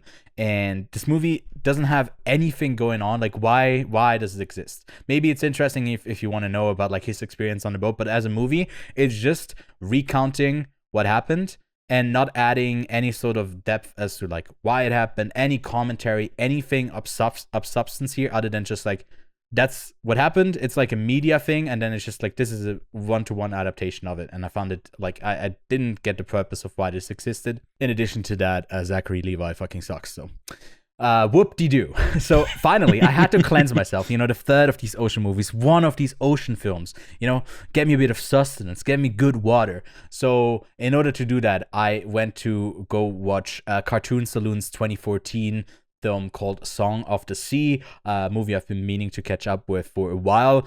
This is an animated story of this like Celtic folklore tale of Selkies, which are these shapeshifters who usually live as seals, but then they can like shed their skin and become these beautiful humans. And often in stories, it's like they disappear, and it's like often in the theme of like this longing and this loss that they're like woven into these tales. This is about like a young girl. Her mother has disappeared, and now she is drawn to the ocean as well. And I really don't want to say more. It's an absolute stunner. I've waited too long to go see it myself, and I can full-heartedly recommend Song of the Sea. I have a few more to talk about. First up, a film that Kevin, you caught at the Ghent Film Festival last year. It premiered at Sundance and then also played at the Berlinale. It's Peter Hujar's Day. And I quite liked Ira Sachs' previous film, Passages. Something about this didn't really 100% work for me because it's so much based on it's literally based on like these lost transcripts that were recently recovered, that a reporter called Linza Rosenkrantz did back in 1974 with the photographer Peter Hujar, who is played by Ben Whishaw, and the journalist played by Rebecca Hall. And it's basically like a series of conversations that they have with each other in his apartment. Not knowing anything about like the 70s New York City art scene, it was kind of lost in a lot of moments of like what they're talking about specifically. And we both like gave this like a 5 out of 10. Didn't really work for us either. And then I also always try to catch up with documentaries, and we did see one of these two that I caught up with nominated for an Oscar just now, The Alabama Solution. I was quite happy that did get nominated. I watched that just last night, and it's a pretty haunting tale of the state of the prisons in Alabama and how these institutions are like set to not change even if there's pressure from the DOJ and there's public pressure. Lawsuits just continuously get swept under the rug because people also largely in that state and in America as a whole like don't really see the redemption of a prison as a priority, because prison first and foremost is for them punishment. Then if there's abuse happening from guards, they look the other way. And this is about like the 100+ murders that happen by guards in these prisons that go unreported and basically nowhere for justice to be found for like how these prisoners are treated. Sometimes they're in for like, there was an armed robbery and someone was murdered and someone was there as well, didn't do the murder, but gets 15 years for being complicit in that because he was present as well. Or like a robbery where they didn't even take something also gets like 15 years in prison. Or like people get killed right as they are about to get parole, or like I don't know, like it was pretty damning and haunting portrait of these Alabama prisons that got Oscar nominated. And hopefully some more people seek it out. And then the other one is the latest from Raoul Peck. Premiered at the Gun Film Festival, where I unfortunately missed it, and then it didn't even get Oscar shortlisted. And it's called Orwell 2 + 2 = 5, which a lot of it is basically making comparisons to Orwell's 1994 novel, where a lot of like the state of the world that we live in, he draws one-to-one comparisons to like the different film adaptations and the text of Orwell, and how he was using like the last few entries in his diary book, because 1984 was also the last book that he wrote before he passed, and connecting that to the state of the world that we currently live in, with a lot of Putin, Trump in there, basically a bunch of world leaders, and the sort of closer we inch towards this 2 + 2 = 5 of like this double speak of just like immediately claiming falsehoods are actually the reality, and forcing it down mid of making the population believe that. I think it doesn't really 100% hold together. Then it does the same beat over and over again, but still a very worthwhile documentary. And just a quick shout out lastly here for TV shows in 2026. I've already watched a staggering amount of TV shows pretty much in full. Thank you to this. I am concerned for you. Yeah. Well, I did get some of them even last year. I did ask early enough. Like the Apple stuff, they are so early. Like I've seen like all of Shrinking, for example. You've already seen Ted Lasso season 4. I think they haven't shot that one. That would be a bit difficult. But I have seen Night of the Seven Kingdoms. I've seen all episodes of that. I think that was very solid. I haven't read the books, but that was pretty fun. And there's definitely a second season coming for that. Probably the worst show that I've seen this year is a Netflix show, Agatha Christie's Seven Dials. It stars the lead who was in How to Have Sex. That we really liked her performance here. it's just, I don't know, it's just a very lazy Netflix adaptation. Hijack season 2 with Idris Elba, I also found quite disappointing. Unfortunately, I liked the first one. It was pretty solid. I think the second one didn't have the sauce. It was a bit all But it's over on the a place. train. It is on a train and On a subway, I guess more. no, it's like on an underground train. I think they call it the subway. Yeah. Another show that also was a bit disappointing to me was His and Hers. I've already reviewed that on the channel Last week. And then I also watched Ponies because they dropped all episodes of that. That's the one with Emilia Clarke and Haley Lou Richardson. Exactly, of them being these persons of no interest in like Russia during this like the height of sort of the Cold War and the espionage happening, and like they're both the husband's dying, so they want to step in and figure out what's happening. And it like I don't know if I want to like spoil what it does, but like it basically ends on a really annoying cliffhanger that is incredibly dumb, and like the whole season feels like very obvious where it's going towards, and then it doesn't end that conflict. It leaves our characters kind of dumb for a long time, or like oblivious. So yeah, I don't know if I want to elaborate more on that to not spoil it, but that was to me quite disappointing. Shrinking basically ends with this season. Like this arc of characters feels like it's ending, and I think it was really, really strong. The Pit, I've seen the first 9 episodes. I've already talked about that in industry. Great shows. And yeah, that's what I've seen so far. I'll be watching more shows. I usually don't really get to talk about them. You know, I never did that on the podcast much, so sorry. And then lastly, a quick shout out for stuff that's all releasing in Switzerland, Swiss theaters this week. We got Silent Friend, which was our personal, you know, Venice winner of the Golden Lion. The voice of Hind Rajab, which got the second prize in Venice, actually is also releasing. Then what we previously reviewed in this episode, Hamnet, is out. And then also my favorite animated movie of the year, Lesbian Space Princess, is also out in theaters. I'm so sorry, Kevin, that I made you sit through all of my monologuing here of the stuff, the plethora I've watched, but there was just a lot of things that like are worthwhile to talk about. There was a lot of interesting stuff I watched this week. But what did you watch? I'll do 3 international films. Hey, I don't only watch Asian films. I actually watched this morning a movie called Dreaming of Lions, which I was quite intrigued by the synopsis.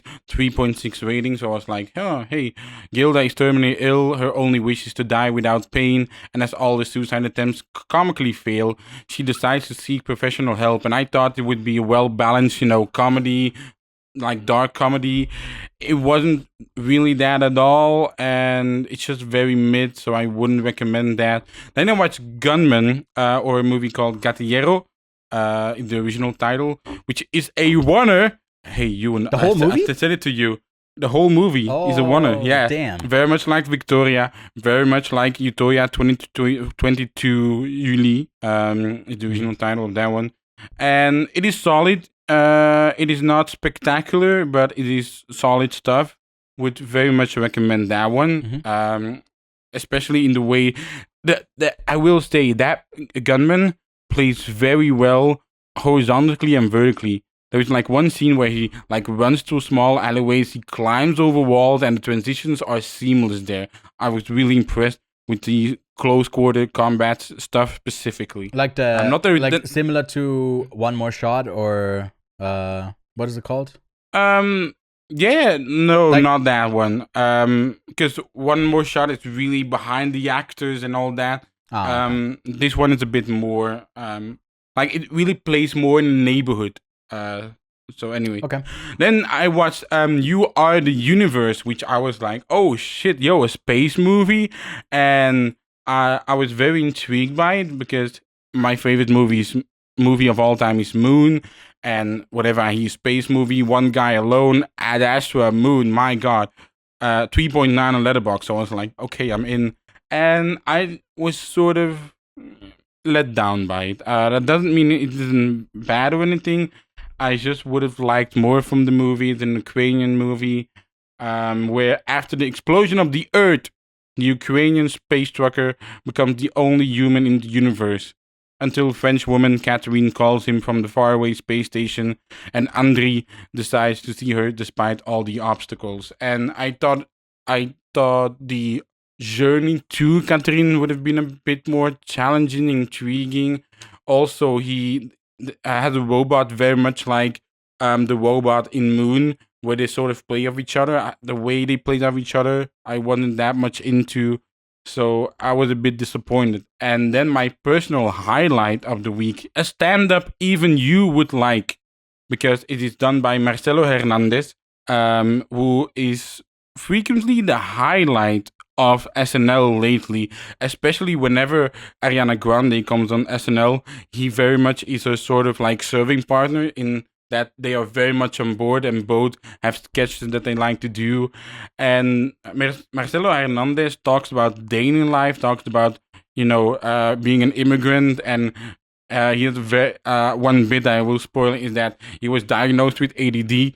And when he came home and he said like, Mom, I had ADD. And the mom said, "No, you don't have ADD." And then he says, "Like and mom said, I have no ADD, so I have no ADD." And the way that he talks about immigration, because there is another Netflix stand-up special. I don't remember the title, but I will send it to you after you, and so you can put it on the screen. And I think those stand-ups are really special and talk about immigration in a very different way. Mm-hmm. So I would really recommend Marcelo Hernandez, American Boy. It's only an hour long. Give it a shot. If you don't like it, turn it off. That's fine. But I actually really like his energy a lot on this stage. So it's very different what he gets to do with SNL. So that's why I recommend it. Yeah, it's interesting. I mean, I never grew up with SNL, didn't watch much of it. Like actually never, maybe like clips compilation later on of that stuff.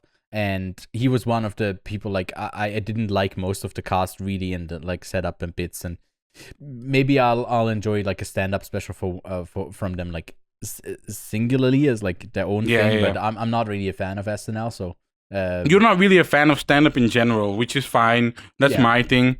So exactly. It's okay. We complement each other quite well. But speaking of things that you are more into than I am. You are a huge fan of the now movie that is this year, it's turning 15, right?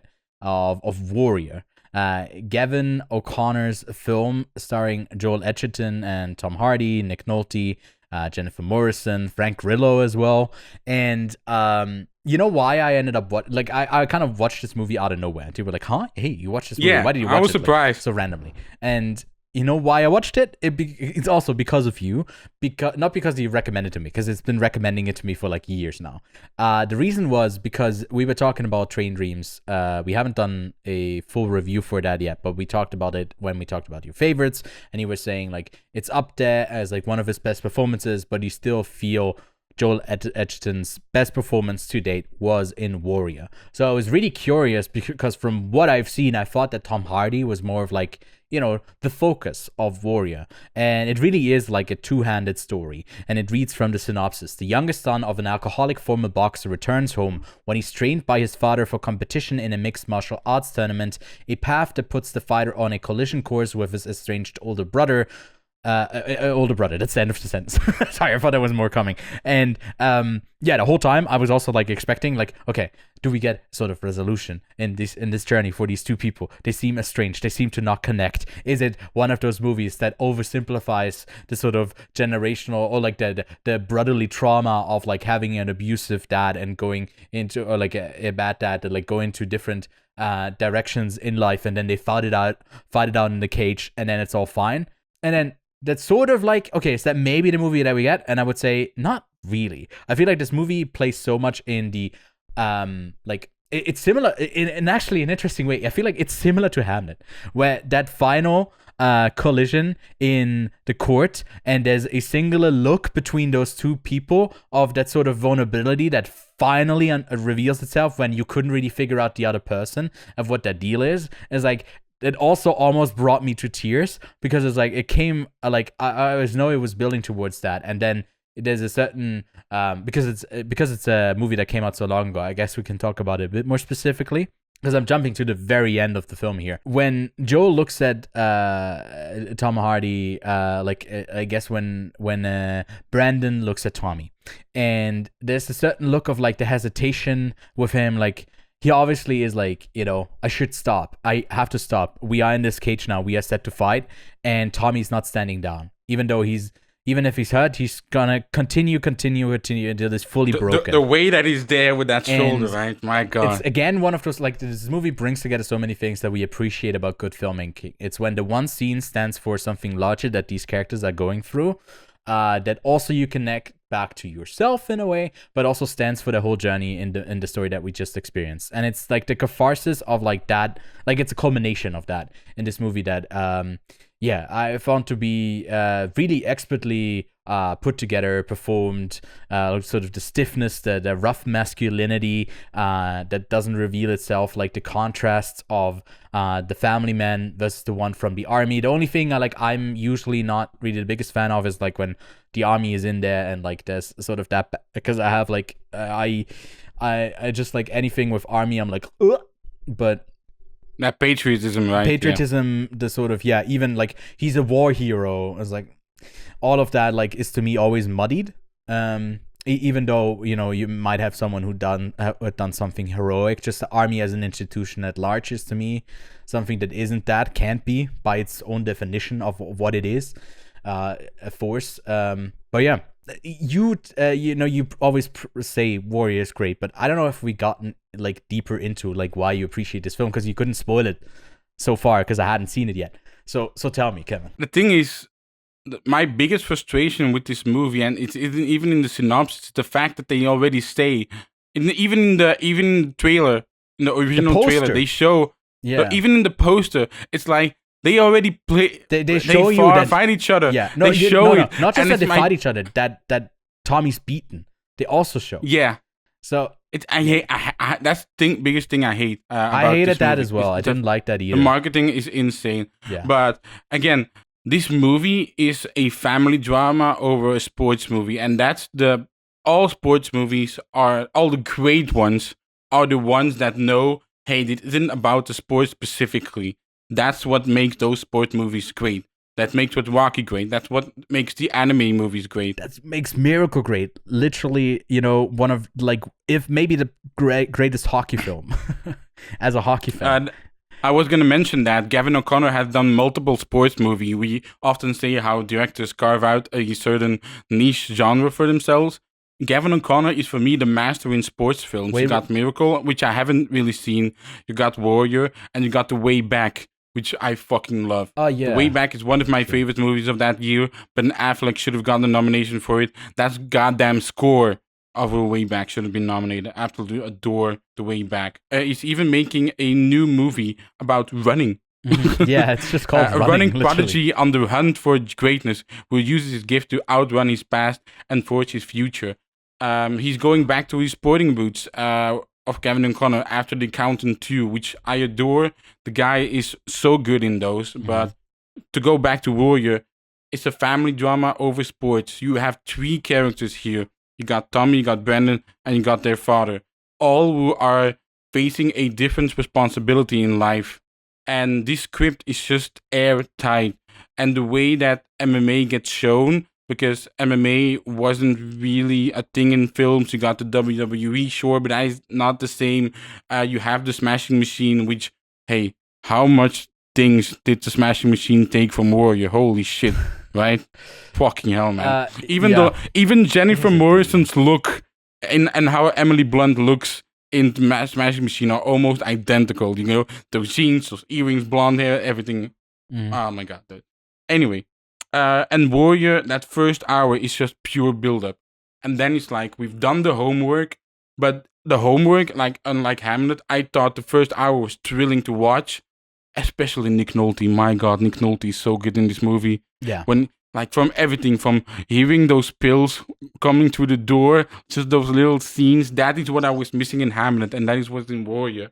And again, to go back to the MMA, like, it is a brutal, violent sport. Normally, there's a little bit more blood. There can be some nasty cuts, and there are in this movie, but not as much as in real life, I would say. Yeah. And they show a sort of spiritual side to it.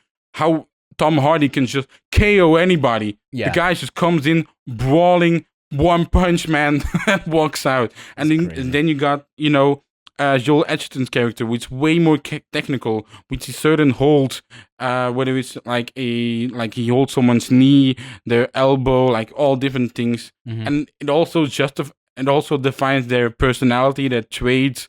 I goddamn love it. And you mentioned the patriotism, but I think it isn't full on patriotism because no, Tom Hardy's character, he deserted his country, but then you have, we have to sort of idealize our hero, which sort of could sort of tap into a movie you talk about next to sort of clean up the image of America, right? It's like, oh my god, look, you got he deserted, but he's a hero. Yeah, you got one heroic act that stands larger as to like defecting from a unit, which I didn't even get the like sort of.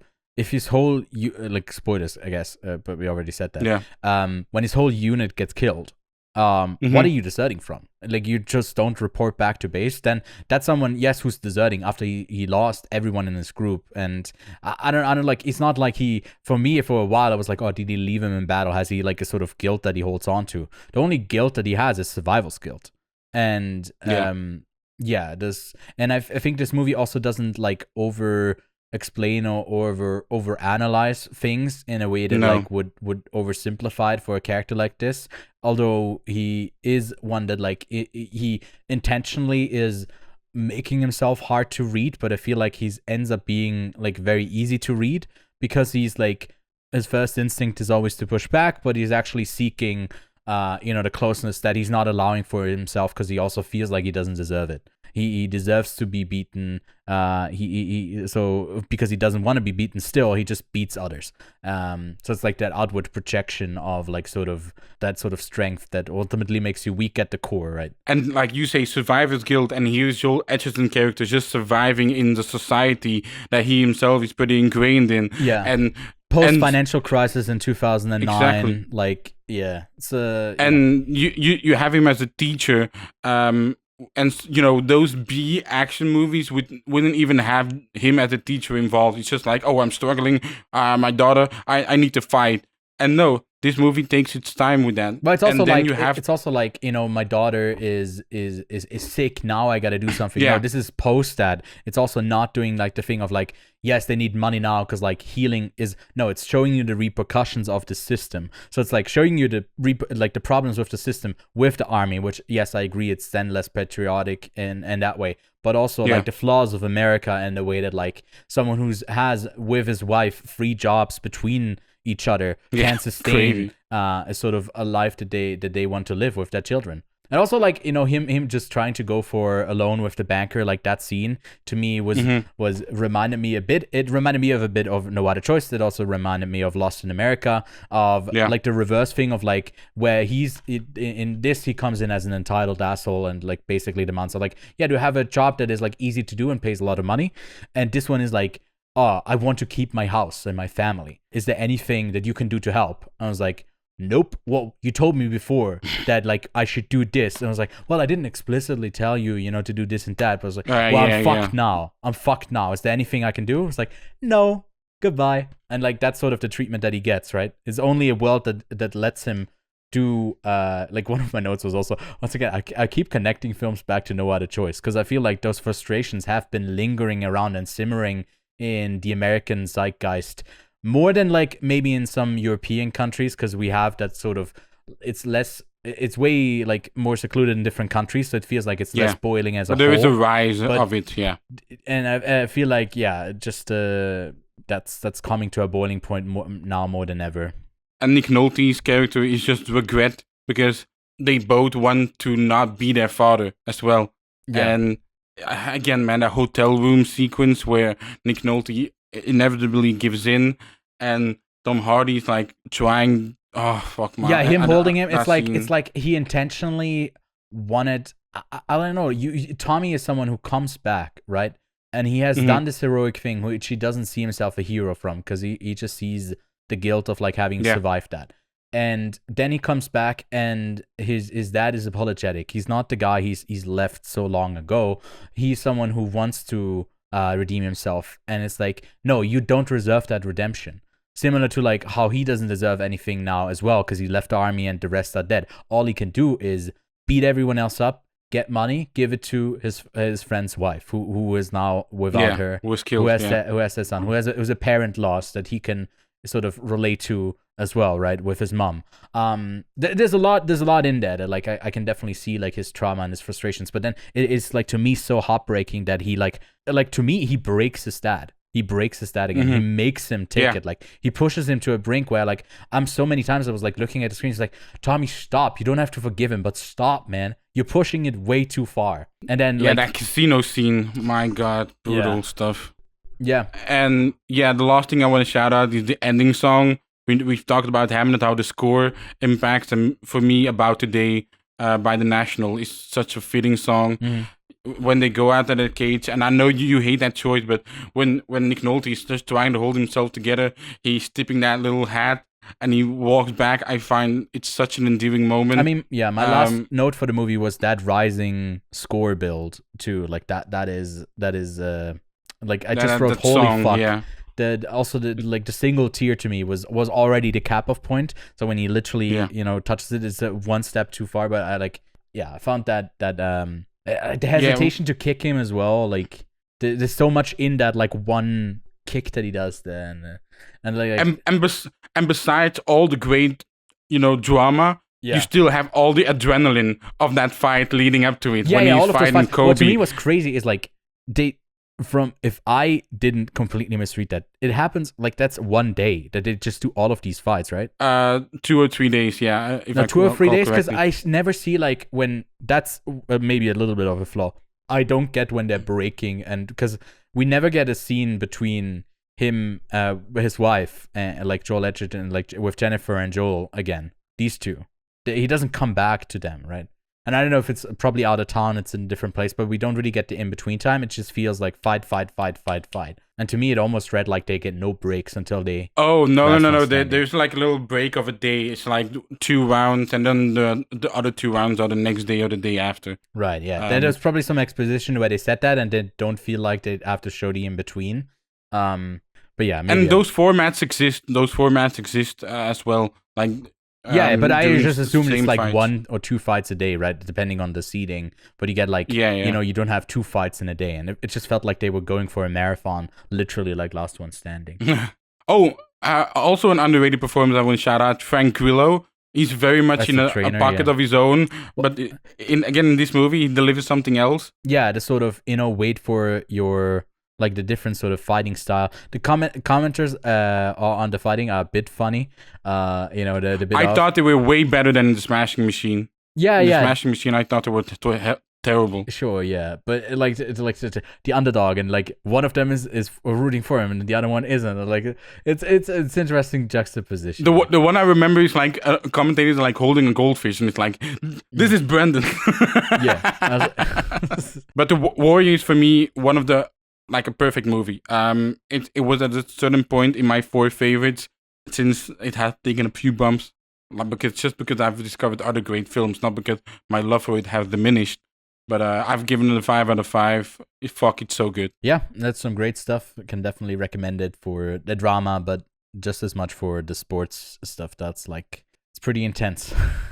I'm gonna give you 30 seconds to talk about this movie.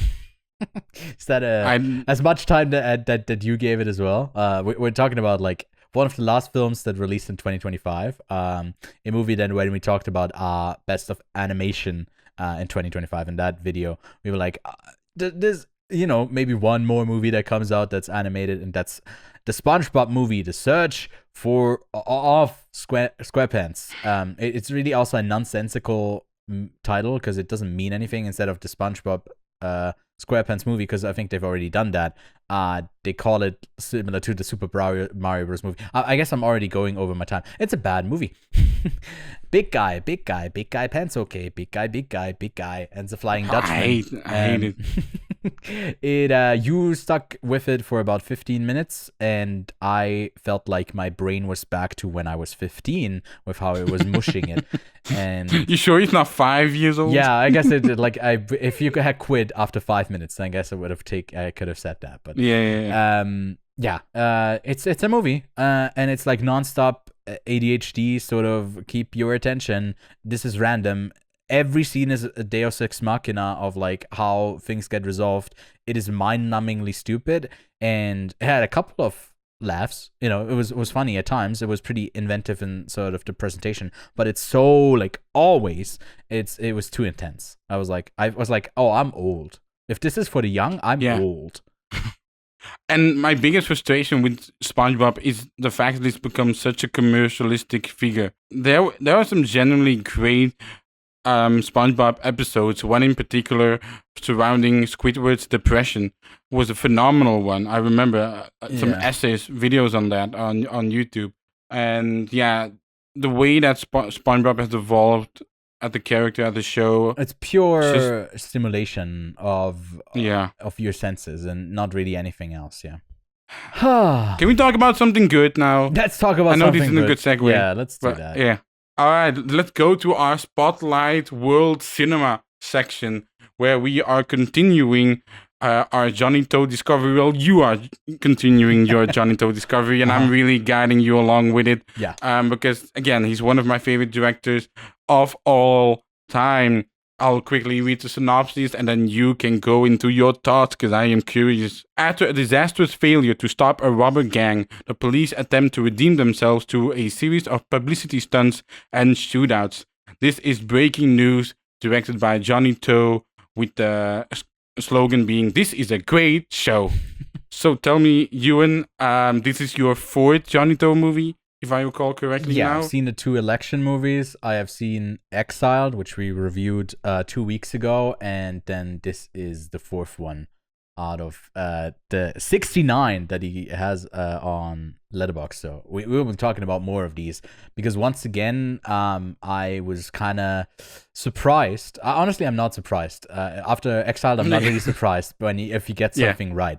But my familiarity with Hong Kong of like the late to middle 90s, which is often the time period that he tackles and depicts in his movies, is really like, there's not much that I know about it other than the context that I've been given through his films now, and sort of the political climate that he depicts of like these gangs, these like sometimes triads, these like, you know, the ruling of the criminals versus the cops, and the sort of like non-existent trust that was in Exiled, right? Where the cops are basically like the punchline actually, like sort of for the scenes. And here it's like, well, to be taken serious again, something that has taken a larger part of like the public perception is not actually doing the stuff of what the police should do to actually make people feel safer. It's to put up the image to feel safer. And how do we do that? Well, we make them basically unsafe by creating these moments that you can exploit then to be on a showcase of like not preventing crime but reacting to it, which essentially is like a sort of understanding that I had a couple of years ago. Police don't do anything to like prevent crime, really. They react to it.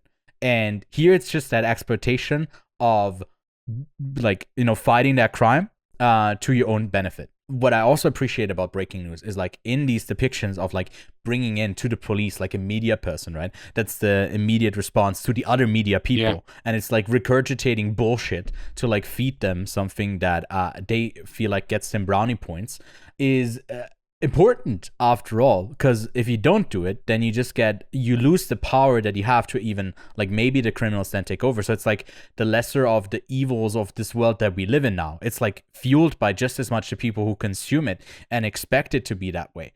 And then he never really winks at the camera. He never really like, you know, makes light of it, even though there are funny moments, there are heartfelt moments, there are pure action moments. It's like, again, that balance of different tone and style. And standout as always is like, move the fucking camera around, because that's exciting, especially in action. So yeah, man, mostly praise to give for breaking news. I think it starts out with a stunning you know, oneer that goes on for 7-minute oneer. Yeah, that is like a shootout. To me, I like what he does. Like at one point it moves up like I believe like you know, booms up and then goes across to like, I honestly, from the direction of like, I like how much is happening, but from how much is like shooting around and nothing hits really. To me, it lost a lot of like the excitement there. If I'm being honest, like to me, it wasn't one of his standout action scenes. I like it as a oneer. I don't really like it as an action scene. I think there's like the one scene where like there's the gas tank that like one of them throws for that explosion. That to me was like the standout because I was not expecting it at all, and like it sort of comes out of nowhere. And there's a couple of these moments that sort of catch you off guard. Yeah, I mean, you have the whole like you have to film on physical media from Chameleon films, and they have a whole booklet to it, so you have a bit more of the background of like what went into making this film. It was at one point also your favorite Johnnie To film, I believe, or yeah, it was. So yeah, you tell me more about like what you think of the film. I took there's a booklet in this Blu-ray called an essay like The Show Must Go On, Captain Robinson Post Handover Hong Kong by Haley Scanlon. So shout out to her. And I took 3 sections of the essay. I'm not gonna read the whole thing, right? So I took 3 things, and as a reaction to your opening comment, the single take opening scene can be seen as an expression of authenticity, that we can be sure what we are seeing is accurate because there are not any cuts. So that's why perhaps the opening scene is a oneer, because in the buildings, we even see sometimes a split screen. We see different perspectives. There is manipulation being done by everybody, especially the scene where they talk about we hired a movie director and we've added like music and score, and it's like that's just straight up propaganda. Yeah, there was also the scene where they said like, oh yeah, we handled the situation. We tried to minimize the sort of casualties, and then it cuts to a bunch of people in body bags. Like another really effective cut there. Yeah. Johnnie To himself stated in a 2004 interview with author Stephen Thiele, that author actually also wrote a book about Johnnie To that I was reading, but I ultimately held off as I tried to discover other movies. Like it was very deep into my Johnnie To, and I was like, I need to get out of there. So that's why I unfortunately didn't read that book any further. But he had one sentence in that booklet. I believe that the media will become a battleground on issues of the police, politics, liberty, and human rights. And when somebody says that in 2004, and here we are 22 years later, and again, we can bring up a lot of examples, but the most recent textbook example being that of Rene Good with the 2 camera angles. You like the government of America did release that his perspective, like the iPhone thing, and then all of a sudden you see that bystander perspective of the tires being away from him, and so sort of not breaking the illusion that he was hit by Rene Good. And man, I wrote it in my review. The relevancy of this movie is higher than ever before. And last but not least, the one thing I got from the essay was Rebecca, the person that is in charge of the police, media police, seeks only to vindicate police in the court of public opinion rather than ensuring law enforcement is functioning in the interest of justice. And in the end, she even opts to use the main police guy, presenting him to the cameras as the hero while slipping back behind the curtain herself. I mean, she literally needs him as a hero to escape from the final. Like, I guess I don't know how cleanly we don't want to like. I guess I've already talked a bit about like specific scenes. It's a bit hard to avoid. Yeah. Obviously, we say we recommend you go see it. So hard. But the way that she sort of uses him as well, and like it felt like there's a bit of a chase happening. Towards the end there with like I love about a Johnnie To film as well that we often don't get like a clear who are we actually following, whose perspective is in the foreground, who is the most morally easiest to follow or like to root for. And I think there's also sometimes the restrictions of what goes through the censors. I'm just speculating, but I feel like he would also be interested to show the criminals a bit more of like the humanizing side, because obviously he focuses on that quite a bit, of like showing them not just as like these one-dimensional characters, but the ones that I'm actually the most interested in.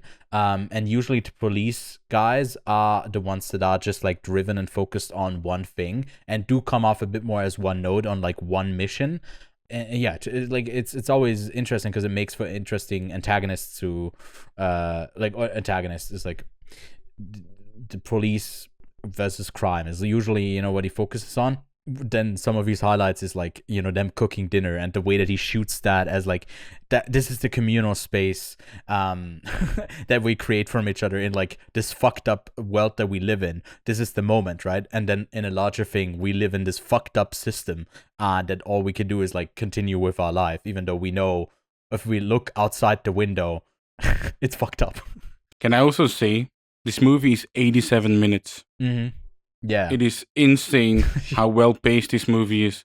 Absolutely bonkers to me. And the first half is indeed this. It's very much a Johnnie To action movie in the sense of cat and mouse trying to navigate the different levels. And we often talk about how Asian cinema goes up and down, and this one also Korean, very much does. Yeah, this one does as well. Yeah. This one as well. Mm-hmm. And indeed, like you said, I think it's the most interesting like mental battle of them cooking against each other and humanizing the criminals as well. Because they both admit their dream was to open up a restaurant. Yeah. And it's like, that's your dream, and you weren't able to do that dream to the point that you had to resort to this life. And that also says a lot about their situation and obviously place that they live in. Wait, didn't you say one of them? I don't know if the police guy or if the lead criminal. Yeah. Is it their first role, or am I mixing that up with something else? The main police guy, this is his first action lead role, Nick Chong, and he apparently was a policeman himself, which surprised me when I read it. But the guy has a face for cinema, like you said. We both agreed, and he's also in Exile. A lot of the actors that you see in this movie, especially the father of the two children. Well, funnily enough, he's been in every Johnnie To film that I've seen. And the guy is great. Just kind of melts to the character as well, but he seems unique. It doesn't feel like I've seen him as like an actor before. In the essay, she says that Lam Sweat is like Johnnie To's everyday man. Like he can throw him in sort of every situation. Like he doesn't really have a face for a bad guy or a good guy. He's like just a very neutral, and he can play both ways, which I think is just brilliant. It's right on the point. Yeah, I mean, he also has a film called PTU. Which is also because the inspector Ji-han Jung, played by Nick Jung. It's also interesting that he has the same name, right, as his character. The second name. Just noticed that. Is also part of the PTU unit, right? And it seems like he's focusing in and around the sort of similar genre here of this crime. And again, breaking news, like I said, it's so relevant to this day and age. And then two more things that I wanted to bring up is that in 2024, when Johnnie To was asked if he had been working on any films recently, To said he was experiencing the lowest point in life because of the impact of the environment. When asked to clarify what kind of impact he was referring to, the director replied, "I think you know better than I do." And then also a bit later in the article, or maybe even somewhere else, I forgot where I got it from, "I've always insisted on filming in Hong Kong. In fact, Hong Kong is very important to me. I think there is no soul now, including in myself and Hong Kong," the director said in Cantonese. Asked what was lost from Hong Kong's soul, To said it was the freedom of speech and human rights. And especially if you combine that with the quote I used earlier in the essay of where Rebecca only seeks to vindicate police in the court of public opinion rather than ensuring law enforcement is functioning in the interest of justice. You also have another movie called Stranger Eyes that sort of very much tackled that same type of subject. Mm-hmm. Oh man, it's wonderful stuff. Rebecca's character also, I think it's not unintentional that is an American sounding name as well there. But maybe I don't know, maybe it's Hong Kong as well. That this overlap of, it's also her character is from a start. You're like okay, like, so when she pitches first that like we need to be in control of the narrative, she's in a room of like older men and has a new pitch of like how we go about this, is in charge of this. So you might be okay, maybe she's the one rooting out like this would be maybe the lead in an American movie in England, and you know, the sort of the person we are rooting for of this deep corruption to sort of break it down. But all she's interested in is like you know, we gotta have, like, they literally explicitly say that they have to have public fights, that they have these shootouts that they need to have to sort of be in a better standing by the public. I also couldn't help but think about the terrorist attacks in Belgium as well in Paris, because you see that type of thing that happens in real time and for how long it goes on, and then you instantly have news sources that are trying to read the motives of the terrorists, of the bad guys, and it is very relevant stuff and timely stuff. Yeah, exactly. He seems to be on the ball when it comes to those things. That also, unfortunately, he speaks to things that feel, like you said, eerily relevant, like 20 plus years later. Which you called his greatest specialty, because you said like, oh, it feels like he wants to hint at something specific, maybe such as Iranian cinema. We always talk about how Iranian cinema very much like points to one single thing in the bigger clock of the machine. Yeah. And Johnnie To does sort of the opposite. And you complimented him on that. Yeah, exactly. Yeah. Thank you. Yeah, I would have forgotten to mention that. It's with how many films we review in all of these episodes, it's like there's something that always falls through the cracks. But I'm glad you're not putting me on the spot to ask the next Johnnie To movie. So what is the next Johnnie To movie? Shit. No, I think if we go with one and we had to decide one, you were close to switching up the genre, and I think that is definitely what we should be doing. Like, it would be an easy connection to say, hey, let's watch PTU next, right? But maybe you know, something like one of the ones that is more of a like a what do you say, romance film that he made might be the one to go with next. But we don't have to decide yet. We can announce that on an upcoming show, because we won't be doing Johnnie To next week. We can announce it, you know. Yeah, we can announce it later. Exactly. I'll do some thinking about like, what would be the next one that I recommend? Yeah. Exactly. But once we announce it, it will feel like it always had to be. It's like serendipity. Do you like want that? Me to score the segue again? I hope that gets at least a 7 or an 8. From one Asian movie to another. Okay, you wanted to do yours then, I guess. Yeah, right, we can do it both. Introduce us to She Taught Me Serendipity. When I look for these smaller movies, Ewan often says like, you're so allergic to movies that have logs over 1K. But there's also the one thing, because usually he finds good stuff, and then I'm like, oh fuck, I have to watch this now, because I do want to talk about it with you. So it's always like, he puts a bit of homework on my plate, which is fine, because, you know, usually they're pretty great films. Well, when the homework pays off and is good, then I do. But I came across She Taught Me Serendipity, which is the movie that we are talking about, directed by Akiko Oku. And the reason that it popped up on my radar is because I follow two people on Letterboxd, Sina Ronin and Sean Gilman.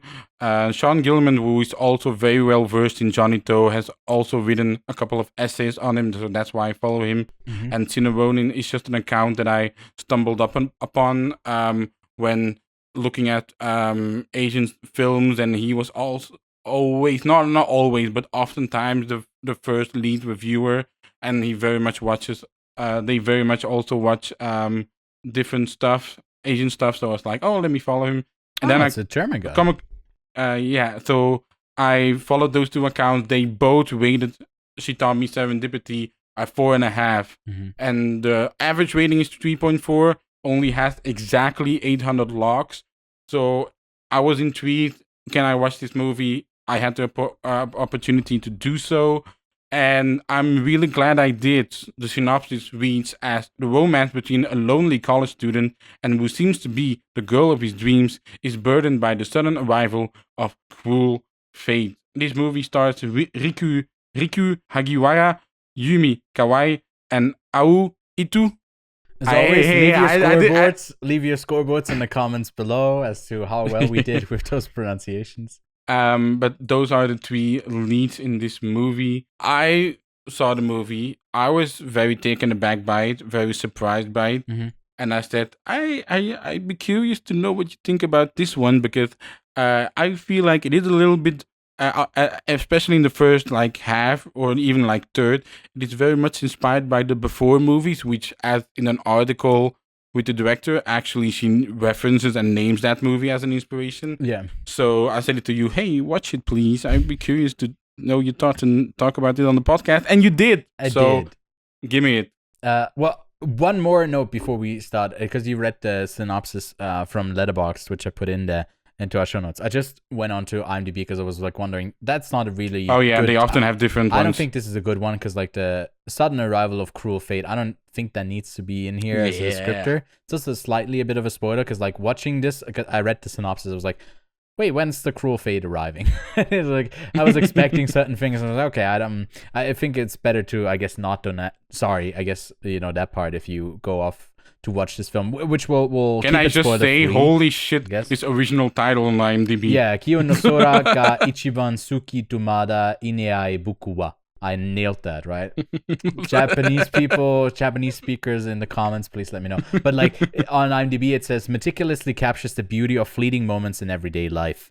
Her masterpiece explores new horizons, inviting viewers to appreciate life's preciousness. And that's definitely one that they wrote for, one of the festival premieres it had at Tokyo and Hong Kong, at the Busan International Kids and Youth Film Festival. That's a random one to premiere. And then it also premiered, it played in Netherlands in 2025. It also, in Tokyo, it was out in 2024 in October. And then it was in theatrical last year in April, and then November in South Korea. It really isn't available outside of that, not even like digitally easily. So it's hard to recommend. We'll keep our thoughts spoiler free. Although like to fully dive into this film, you do sort of want to talk about specific moments. But I think we can allude to that this movie overall, about at the halfway point, we get like a monologue, and then we get 2 more later on in the film, all performed by different characters in the movie that are very powerful, especially the one that the first one of those is sort of in a way like we have this odd character who's always running around with a parasol, with like an umbrella, even when it's not raining, just to shield himself from the sun. You can read into that in many different ways, the way that he's like hiding behind, like he also has like the Justin Bieber 2009 haircut there, and then he falls in love with someone he just watches from afar until he gets the courage to talk to her. And then She Taught Me Serendipity is like sort of, they have these run-ins that feel a bit like Before Sunrise, the way that they basically skip some of their classes sometimes and meet in between, get more familiar with each other, and then you get to learn about these characters a bit more, and you feel like you understand their dynamics, so maybe sort of also from his perspective, how he perceives someone else, or like the lack of his perception or his awareness of these moments, and how he misreads them, how he disregards them. And then you notice like the connections that they have around him, everyone kind of spilling their guts at one point, and it feels very cathartic in the way that they just keep on going and going and going. And as 2 guys doing a podcast who go from one monologue to another, it was a bit relatable. Yeah, what? But man, I think it's quite a fun movie that gets pretty pretty damn emotional at parts, but it's lighthearted until it's not anymore. And I think one of the things that I also told you, I have did write down a ton of notes for this, basically I'm curious to them. Well, not specifically something that I can write out, because it's literally 4 pages of notes if I were to copy them in there. But I just take your more interesting ones. I think what I wrote down is a lot of the things are from the monologues of one of the lines that they wrote and how they described it. Because the way that I would describe them, these things is stuff that we never say. Because it's it would be like you don't spell it out so much of like an emotion, because it Yeah. also in a movie it would feel like you're over explaining your emotion, and ultimately there's no truth to it. But what they do in here is like there's an underlying truth that we feel for a time, simmering and simmering, and instead of like they hit it off with a one-time connection and it's clear what they are, we have a couple of setups, and then it's like, because nothing is happening, also speaks a bit into the way that like how maybe in Japanese culture you sort of behave, and you like take like you sort of hold back certain things, you don't really outwardly say it, and that's also something universal about like love and connection and all. And then they say everything, and then they correct themselves if they feel like they're being overbearing, go back and forth, especially in that first one, where it was like so many times you look at it, it's like, oh yeah, that's exactly what I feel, but I would never say it to the person directly. And then they keep going and going and going and going, and it's basically in an action sense, we have the oneers where there's a shootout and it's exciting. It's that, but for like like confession of love, right? And this is it's quite moving. The monologue that you are referring to about, those intrusive thoughts, for me, it is the second monologue, because this movie is structured around those monologues. I wouldn't say the first monologue is at the midpoint of the movie. I think it's very much at the end of the first act, and then it's like one in the middle, and then one at the very end. Okay. But anyway, the first monologue is really solid. It's sort of about grief, but it's also about just processing something. Then the second one is about, basically outing your love towards someone. And she, like you said, she says all the things that you sort of are thinking or wanting to say. Wait, it's just for clarification. The first monologue, do you mean the restaurant owner? No, the first monologue is when they're fronted those jellyfishes. Then the second one is outside of the house. Yeah. And then the third one is at the very end with that close-up. Most of the monologues being short, in that close-up. Yeah. And man, that second monologue I want to shout out Aoi Ito. Yeah. It's an acting masterclass to me. Mm-hmm. Phenomenal job. My God. Yeah. Peace. We can't really say much more. No, it's hard. I've also seen the girl he's more into, played by Yumi Kawai. She's also one of the voices in Look Back, like the lead girl actually. Oh, okay. And she was also in A Man, which I saw. She was also a like smaller role in Renoir from Cannes last year that hasn't premiered yet. That's really good. Oh, she had a good year last year. 2 Seasons and 2 Strangers. She was also in Plan 75, where she, I believe, had one of the supporting roles, but like that's around the older character. But she was one of the ones that also had a couple of run-ins with the lead. Like she has I wasn't really aware of her, and then I'm looking at her filmography, and I'm like, oh, I've already seen her in a bunch of stuff. Yeah, and she was obviously familiar. It's not like I didn't recognize her, but maybe that just goes to show how well of a chameleon she is as an actress.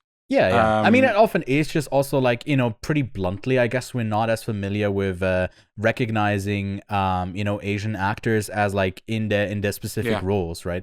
Because it's not as much. It's also, it's not just because like, oh, I know American guys because like I'm more familiar with like English speaking people. It's also because in these movies, there's less of that like star factor moment that they create forcibly, and I think that always takes away a lot of like layers of depth for characters, because these movies seem to be more about the characters, more about the screenplay than they are about the people portraying them, and that usually always speaks to the strength of it, that they can focus on like something that resonates with you as a viewer deeper than as a viewer who just recognizes the face.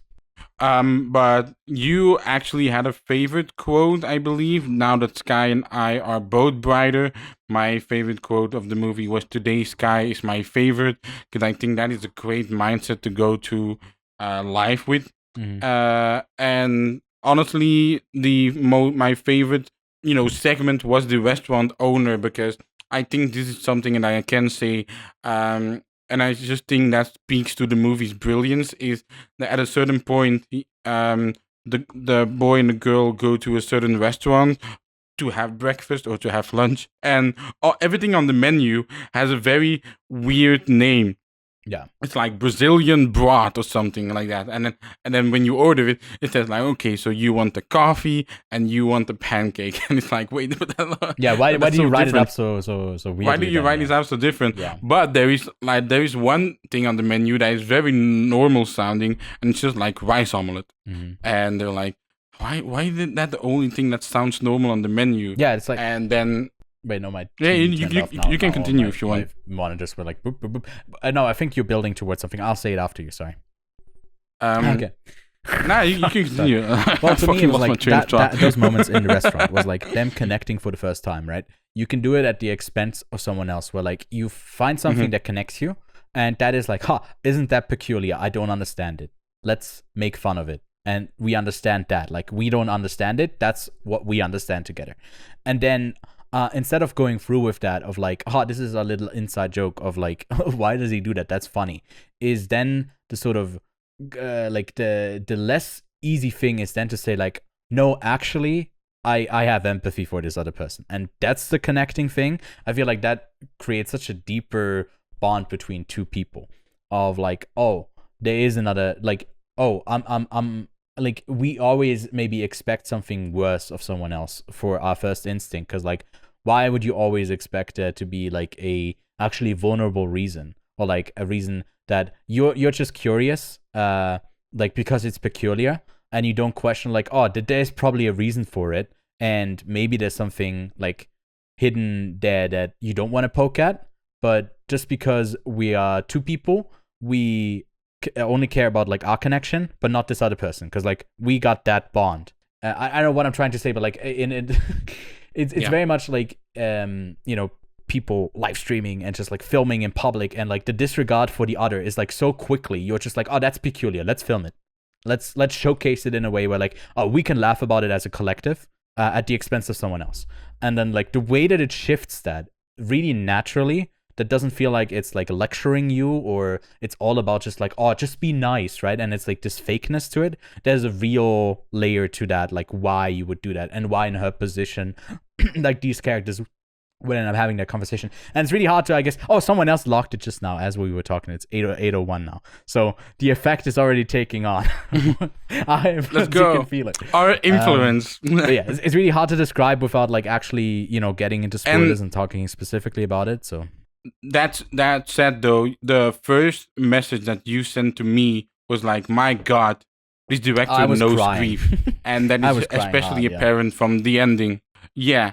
The way that she goes from a certain wide shot to then a full close-up where the actor's doing the most, and then you have there's a true line throughout the movie, is that when they say, have you ever put your TV to the max volume? And then at some point they find out, and the way that they go about it is phenomenal. I don't know if I will see much more of this director's work, because it sounds very much like something else that she normally does. Apparently, from what I've read, she does more of those, very romantic, a bit more cheesiness. It's also leans a bit more into the drama. An original screenplay that she wrote here. Exactly. But she still does her own thing with the material that she based it on. And yeah, She Taught Me Serendipity. Again, I love scouring the smaller movies and finding these hidden gems.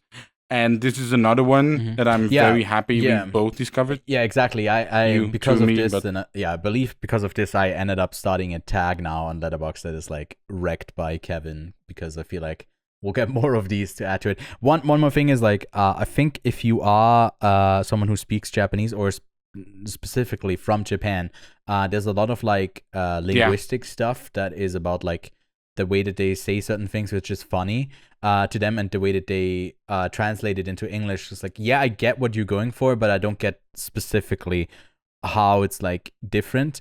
But that moment of like when I texted you like understanding grief, it was like two different instances of my personal grief that I was like, these from separate people, or like one was a pet, one was a parent. And not the same thing, not the same person as well. Meow. Sorry. But like both of those things, that the way that they captured it was exactly something that like was one-to-one, something that I connected back to, and I think that's always effective. But it's like a cheap through line that, you know, sometimes Pixar movies just take, because there's at least one dead parent, and you might have a dead parent, so it's like vaguely connects to that vulnerability that you open yourself up. Not that these movies aren't good, right? But then it also like gets into such specific things with the monologue of like, yes, these are things that I couldn't really verbalize, and it's like, again, it brings it back to Hamnet, man. The way that like it's just like, you don't maybe one-to-one understand how someone goes through something, but you understand that they're going through maybe something similar that I went through, and that to me is like that outreach that a film can do.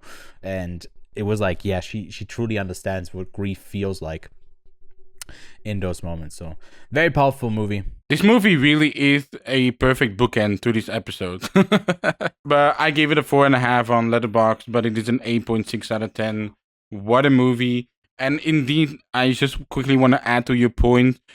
We oftentimes say like, oh, you're scared to read subtitles, but I think not enough people talk about how important correct subtitles can be, especially in a foreign language. A lot of stuff can get lost in translation, and it is best to have translations done by the right people who can convey emotion in words that are translated to another language, whether it's English or any others. With 28 years later, the Bone Temple, right? When they were like saying Satan. And when they were saying Old Nick, and it was done to the devil. And then after they say Satan is still the devil. And it's like that sort of stuff. That's where you notice it, because you also understand the English. But like when you don't understand it and you have to rely on it, it's really that's why I want to shout out Chameleon Film, because there's also someone I follow on Letterboxd called Dylan Chung. And Dylan Chung does the subtitles for most of these movies. Like he actually revises the subtitles, and oftentimes they will say remastered and new subtitles, and those retail subtitles are definitively most of the time the better ones, the best ones. So again, shout out to all the translators out there that are doing the work out there to make sure the audience understands everything. And you have to take a closer look at these international movies, even something that is, you know, almost a winner in Cannes, or like a winner in Cannes, not the winner in Cannes, but like Sentimental Value. And when I tell people that like in that movie, Stellan Skarsgård is speaking Swedish and the daughters are speaking Norwegian, most people don't know that.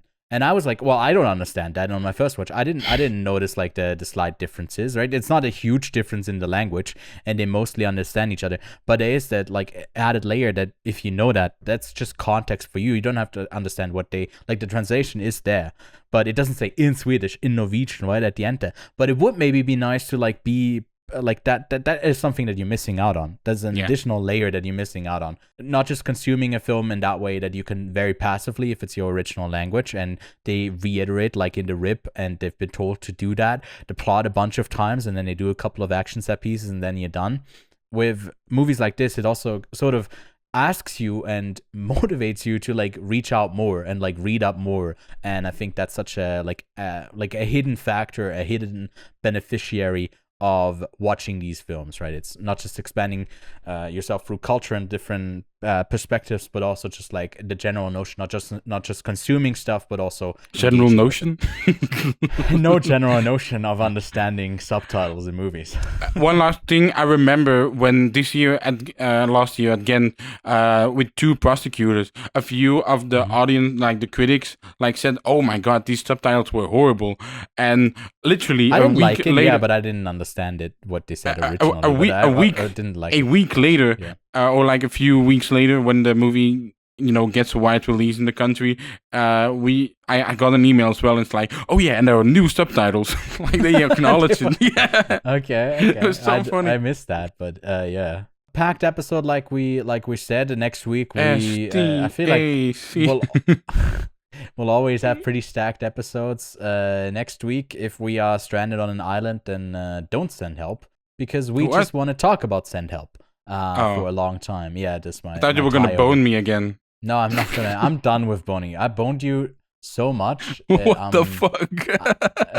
We boned too hard, man. It's like I got the fruit for you broken bones. I have never broken a bone in my life. Yeah. Have Me you? neither. Oh my god. Oh my god. Oh my god, twins. What other movies also are we next watching? week, Yeah, Send Help, right? The new film from Sam Raimi. And then we're also reviewing Wrecking Crew over from Amazon Prime. That's gonna be the best one. I'm sure of it. Then there's a like sort of similar to like, you know, Hamilton was filmed, you know, the stage, whatever. We also got the same thing for Merrily We Roll Along, which I'm mainly interested in because Richard Linklater is also working on like a project where Paul Mescal is also part of it, right? Where he's filming this over the next like, 15 it's or gonna 20 be years released or in so. 2040. I'll be 40. Well, mark it in your characters. Yeah, it's cool when you're born 2000. You never have to. Are you bad at math because you're born in the year 2000? No. For that joke, I should get +2, similar to how I calculate Yeah. my year because I'm born in Boomer. 1998. Okay. We also in Spotlight World Cinema are going to review the recently Oscar-nominated The Secret Agent. So Brazilians lock the fuck in. The people who have no general notion of world history four are times back nominated. at it again. Four times nominated. And we are back. That movie is also out on VOD. Then yes, Kevin is ready to, after all of that wailing from Jesse Buckley in Hamnet, we also reviewing the Wailing. So 2 reviews over in our Spotlight World Cinema section. So again, a bunch of reviews, and I'm sure we'll add a couple more to that, you know, throughout the week. Who knows? Who knows? But yeah, thanks so much for watching. Again, don't forget to leave a like, subscribe to the channel. Let us know what you thought about like the films we talked about today. Let us know what anything our else, Kevin? cumulative score would be of everything, of all the segue and the pronunciations, and we won. Okay, please let us know. Again, nobody will, but please let us know. In the comments, it's just like it turns into a binary code, and it's just like you spell something else. It's the end of Parasite. Oh no. Anyways, and cut.